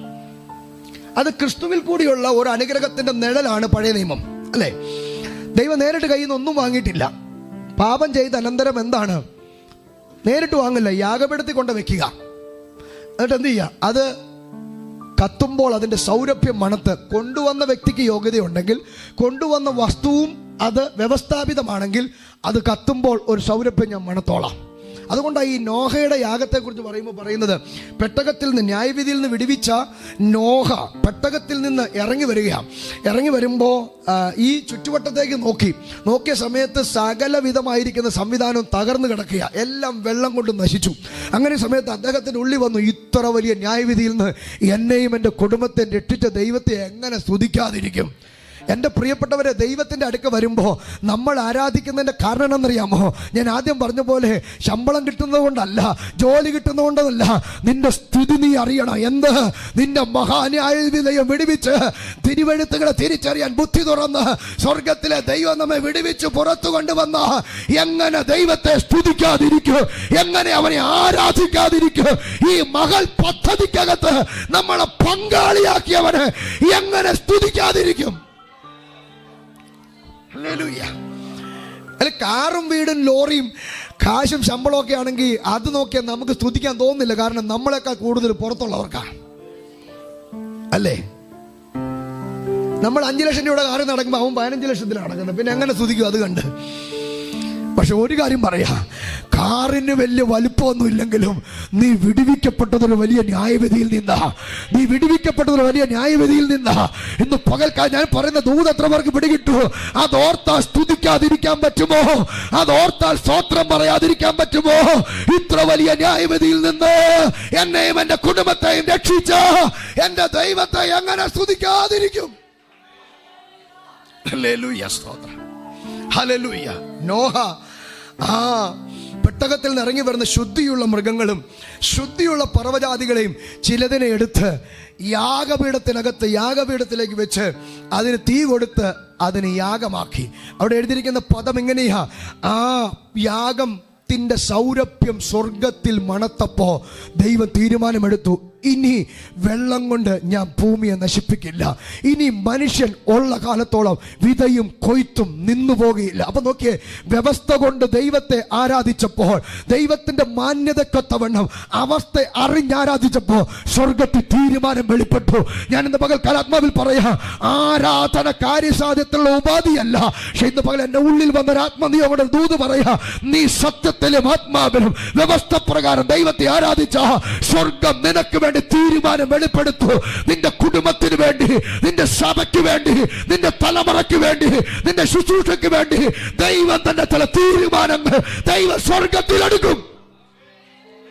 അത് ഭൂമിയിൽ നടപ്പാക്കും ദൈവം. സ്തോത്രം, ഹല്ലേലൂയ, സ്തോത്രം. അവിടെ ആരാധനയിൽ ദൈവത്തിന്റെ തീരുമാനം വെളിപ്പെട്ടു. എനിക്കതിനകത്ത് ആശ്ചര്യം തോന്നുന്ന ഒരു കാര്യം, സത്യത്തിൽ ഈ പച്ചമാംസം കത്തുമ്പോൾ, ഈ യാഗം കഴിക്കാന്ന് പറഞ്ഞ പച്ചമാംസം കത്തുമല്ലേ, പച്ച മൃഗത്തിന്റെ ശരീരം അല്ലെങ്കിൽ അതിന്റെ മാംസം ഇങ്ങനെ കൊത്തി നുറുക്കി വെച്ചിട്ട് അതിന് തീ കൊടുത്തു. നിങ്ങൾ ചിന്തിച്ചു, പച്ചമാംസം കത്തുമ്പോൾ സൗരഭ്യമാണോ ദുർഗന്ധാണോ ഉണ്ടാകുന്നേ? തലമുടി കരിയുമ്പോൾ മണമല്ലേ, കൊള്ളാലോ എന്ന് ആരെങ്കിലും പറയുമോ? ആകെപ്പാട് അസ്വസ്ഥയല്ലേ? അപ്പം നിങ്ങൾ എന്ത് ശരീരം കത്തുമ്പം, ഈ ഞാൻ മറ്റൊരു കാര്യം പറയാം, ഓൺലൈനിലൊക്കെ ഉണ്ടെങ്കിലും ഒരു സമൂഹത്തെയോ സമുദായത്തെയോ വ്രണപ്പെടുത്താനല്ല. നമ്മൾ ഈ ചില സമുദായങ്ങൾ ഫ്യൂണറൽ അവർ ദഹിപ്പിക്കുന്നവരുണ്ടല്ലോ, ദഹിപ്പിക്കുമ്പോൾ നമ്മൾ അതിന് ഒരു 2-3 കിലോമീറ്റർ അപ്പുറത്താണെങ്കിൽ അതിൻ്റെ 2-3 ദിവസത്തേക്ക് അതിൻ്റെ മണം പോകത്തില്ല മനസ്സിൽ നിന്ന്, അല്ലേ? ഒരു വല്ലാത്ത അസ്വസ്ഥ. അപ്പം ദൈവം തമ്പുരാൻ ഇവിടെ പറയുക, ഈ മൃഗത്തിൻ്റെ മാംസം കത്തിയപ്പോൾ എനിക്കത് സൗരഭ്യമാണ് എന്ന് പറഞ്ഞാൽ ഞാനൊരു ആത്മീക മർമ്മം പറയാം. പുറത്തുള്ളവർക്ക് എങ്ങനെ ഫീൽ ചെയ്താലും വ്യവസ്ഥയിൽ നിന്ന് എന്നെ ആരാധിക്കുന്നവർക്ക് അതെനിക്ക് സൗരഭ്യമാണ്, അതെനിക്ക് സൗരഭ്യമാണ്. പുറത്തുള്ളവർ നിന്നെ എങ്ങനെ വിലയിരുത്തിയാലോ, നിന്റെ കയ്യടി എങ്ങനെ വിലയിരുത്തിയാലോ, നിന്റെ സ്തോത്രത്തെ എങ്ങനെ വിലയിരുത്തിയാലോ, നിന്റെ പാട്ടിനെ എങ്ങനെ വിലയിരുത്തിയാലോ, നിന്റെ ആരാധന എങ്ങനെ വിലയിരുത്തിയാലോ, എന്റെ ദൈവം പറയുന്നു, നീ വ്യവസ്ഥയിൽ വന്നവനായതുകൊണ്ട്, നീ ചോര കൊണ്ട് വീണ്ടെടുക്കപ്പെട്ടവനായതുകൊണ്ട് നിന്റെ കയ്യടി എനിക്ക് ആനന്ദമാ, നിന്റെ കയ്യടി എനിക്ക് സൗരഭ്യമാ. Hallelujah, hallelujah. അതുകൊണ്ട് ധൈര്യമായി കൈയടിച്ചോ. നാട്ടുകാരെന്തും പറയട്ടെ, വീട്ടുകാരെന്തും പറയട്ടെ, സ്വോത്രം കുറയ്ക്കണ്ട, ധൈര്യമായി ദൈവത്തെ സ്തുതിച്ചോ. ഇത് സ്വർഗത്തിൽ തീരുമാനം വെളിപ്പെടുകയാ, ഇത് സ്വർഗത്തിൽ ദൈവത്തിന്റെ തീരുമാനങ്ങൾ, ദൈവത്തിന്റെ പദ്ധതികൾ വെളിപ്പെടുകയാ. ഹല്ലേലൂയ, സ്വോത്രം. നാട്ടുകാർ മുഴുവൻ പറയും ഇതങ്ങ് ഒച്ചപ്പാടാണല്ലോ, എന്തിനാ ഇത്ര ശബ്ദം, ചെവിക്കല്ല് പൊട്ടിപ്പോകുന്നല്ലോ എന്നൊക്കെ പറഞ്ഞാലോ, എന്തു പറഞ്ഞാലോ, ഞാൻ ദൈവത്തിന്റെ മനസ്സ് കണ്ടു, ഞാൻ ദൈവത്തിന്റെ മനസ്സ് കണ്ടു. അങ്ങനെ പാട്ടുപാടി ആരാധിക്കുന്നവർ എന്റെ ദൈവത്തിന് സൗരഭ്യമാ, അതെന്റെ ദൈവത്തിന് ആനന്ദമാ, അതെന്റെ ദൈവത്തിന് സന്തോഷമാ. Hallelujah, hallelujah. അതുകൊണ്ടാണ് ഞങ്ങൾ ഇത്ര ആനന്ദത്തോടെ എത്ര അടിക്കുന്നു സഹോദര. ഇനി കള്ളന്മാരാണോ കൊള്ളക്കാരാണോ തിന്നാൻ നടക്കുവാന്നോ എന്തു പറഞ്ഞാലും ഞങ്ങൾക്കത് പരാതിയില്ല. ഇത് ദൈവത്തിന് സന്തോഷമാ, ഇത് ദൈവത്തിന് സന്തോഷമാ, ഇത് ദൈവത്തിന് സന്തോഷമാ. ഇന്ന് പകൽ ഞങ്ങൾ ആത്മാവിൽ ആരാധിക്കുന്നതിന്റെ കാരണം സ്വർഗം സന്തോഷിക്കുന്നുണ്ട്, സ്വർഗ തീരുമാനമെടുക്കുന്നുണ്ട്, സ്വർഗത്തിന് ദൈവത്തിന് പദ്ധതിയുണ്ട്. അതുകൊണ്ട് പരിഹാസത്തെ ഞങ്ങൾ തള്ളിക്കളയുന്നു, ഞങ്ങൾ ദൈവമുഖത്തേക്ക് നോക്കുന്നു. ഹല്ലേലൂയ, സ്തോത്രം. പറഞ്ഞത് ആത്മീക യാഗം കഴിക്കാൻ ദൈവത്തിന്റെ അടുക്കൽ വന്ന് യേശുക്രിസ്തു മുഖാന്തരം അല്ലാതെ ഇനി ഒരു യാഗമില്ല. പത്രോസ് മുഖാന്തരമെന്നോ, പൗലോസ് മുഖാന്തരമെന്നോ, മറിയ മുഖാന്തരമെന്നോ, അന്തോണീസ് മുഖാന്തരമെന്നോ അല്ല, യേശുക്രിസ്തു മുഖാന്തരം ദൈവത്തിന് പ്രസാദമുള്ള യാഗം കഴിക്കാൻ ഒറ്റ മുഖാന്തരമേ ഉള്ളൂ, ഒറ്റ വഴിയേ ഉള്ളൂ, ഒറ്റ മാറ്റമേ ഉള്ളൂ. അത് യേശു മുഖാന്തരം, അത് യേശു മുഖാന്തരം, അത് യേശു മുഖാന്തരം. ശബ്ദുനാ റിഗാദന അർത്ഥനാ റിഗദനയ ധരാനിയ അന്തൽ പ്രൗഢാരമാനക. യേശു മുഖാന്തര, ഞങ്ങളുടെ രക്ഷകൻ മുഖാന്തര, ഞങ്ങളുടെ വീണ്ടെടുപ്പുകാരൻ മുഖാന്തര, ഞങ്ങളുടെ കാന്തൻ മുഖാന്തര. ഓ ഹല്ലേലൂയ.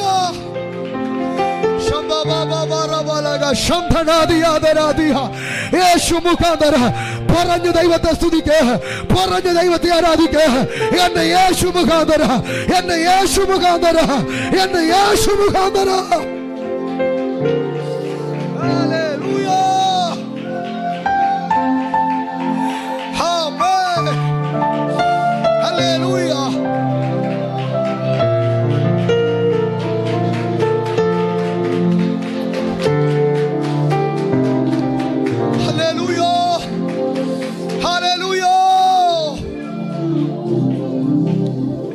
ഒരു മുഖാന്തരമില്ലാതെ മനുഷ്യന്റെ നിർമ്മിതമായ കെട്ടുകഥകളിൽപ്പെട്ട് അതൊക്കെ ഒരു മുഖാന്തരമായിരിക്കുമെന്ന് വിചാരിച്ച ഒരു കാലത്ത് അലഞ്ഞു ഞങ്ങൾ. എന്നാൽ ഇന്ന് പകൽ ഞങ്ങൾക്ക് തിരിച്ചറിവ് കിട്ടി. ഞങ്ങളുടെ സകല അനുഗ്രഹത്തിന്റെ മുഖാന്തര, ഞങ്ങളുടെ സകല നന്മയുടെ മുഖാന്തര, ഞങ്ങളുടെ ദൈവ ബന്ധത്തിന്റെ മുഖാന്തര അത് രണ്ടില്ല, അത് ഒന്നേ ഉള്ളൂ, അത് യേശു മാത്രം. Hallelujah, hallelujah, hallelujah, hallelujah. Praise the Lord. Hallelujah. സ്തോത്രം, സ്തോത്രം, സ്തോത്രം. എന്റെ വാക്കുകളോട് നിർത്തുകയാണ്. Praise the Lord. ഒരു നിമിഷം നിങ്ങളുടെ കണ്ണുകൾ ദൈവത്തിന്റെ സന്നിധിയിൽ അടയ്ക്കുക. ഹല്ലേലൂയ, സ്തോത്രം. കർത്താവിന്റെ മുഖത്തേക്ക് നോക്കി. അതെ, ഈ മുഖാന്തരം, യേശു എന്ന മുഖാന്തരം, യാഗപീഠത്തിൽ കൂടി മാത്രമേ പഴയ നിയമത്തിൽ ദൈവം എന്തെങ്കിലും സ്വീകരിച്ചിട്ടുള്ളൂ. പുതുനിയമത്തിലേക്ക് വരുമ്പോൾ ഒരു കെയർ ഓഫും ദൈവത്തിന്റെ സന്നിധി ചെലവാകില്ല. നമുക്കൊക്കെ ദൈവത്തിന് സന്നിധിയിൽ മറ്റുള്ളവർക്ക് വേണ്ടി പ്രാർത്ഥിക്കാം. ജീവിച്ചിരിക്കുന്നവർക്ക് വേണ്ടി പ്രാർത്ഥിക്കാൻ വിശുദ്ധന്മാർക്ക് ദൈവം അവകാശം തന്നിട്ടുണ്ട്. അതാ മധ്യസ്ഥ പ്രാർത്ഥന. മരിച്ചു പോയവർക്ക് വേണ്ടിയോ പോയവരോ അല്ല ജീവിച്ചിരിക്കുന്നവരാ പ്രാർത്ഥിക്കേണ്ടത്. പക്ഷേ യേശു ക്രിസ്തു എന്ന മുഖാന്തരം, ഒറ്റ മുഖാന്തരത്തിൽ കൂടി, പുതുനിയമത്തിന്റെ ഭാഷയെ പറഞ്ഞാൽ താൻ മുഖാന്തരം ദൈവത്തോട് അടുക്കുന്നവരെ പൂർണ്ണമായി രക്ഷിക്കാൻ സദാ ജീവിക്കുന്ന രക്ഷകൻ, സദാ ജീവിക്കുന്ന രക്ഷകൻ. ഇന്ന് പകൽ ആ മുഖാന്തരത്തെ നമുക്ക് പിടികിട്ടിയത് ഒരു വലിയ ഭാഗ്യമായിട്ട് കാണുക. അതൊരു വലിയ ഭാഗ്യമായിട്ട് കാണുക. അതൊരു ഭാഗ്യമായിട്ട് കാണുന്നവർ ദൈവത്തിന്റെ സന്നിധിയിൽ സന്തോഷത്തോടെ അല്പസമയം ദൈവത്തെ മഹത്വപ്പെടുത്തിക്കൊണ്ട് ആനന്ദത്തോടെ ദൈവത്തെ ആരാധിക്കാൻ, ദൈവത്തെ മഹത്വപ്പെടുത്തുക. ആ മുഖാന്തരത്തെ മുന്നിൽ കണ്ടുകൊണ്ട് ദൈവത്തെ സ്തുതിക്കുക. നിങ്ങൾ കരമടിച്ച് ദൈവത്തെ അല്പസമയം സന്തോഷത്തോടെ മഹത്വപ്പെടുത്തി, സന്തോഷത്തോടെ ആനന്ദത്തോടെ ദൈവത്തെ സ്തുതിക്കുക. ലോകത്തിന് ഇത് അരോചകമാണെങ്കിലും, ലോകത്തിന് ഇത് പരിഹാസത്തിന്റെ ഹേതുവാണെങ്കിലും, ലോകത്തിന് ഇത് എന്തൊക്കെ അതിന് കമന്റ് പറഞ്ഞാലും ഇന്ന് മകൻ ഞങ്ങൾ ആനന്ദിക്കും, ഞങ്ങൾ ആരാധിക്കും, ഞങ്ങൾ കരമടിക്കും, ഞങ്ങൾ സന്തോഷിക്കും. കാരണം ദൈവത്തിന് ഇത് സന്തോഷമാ.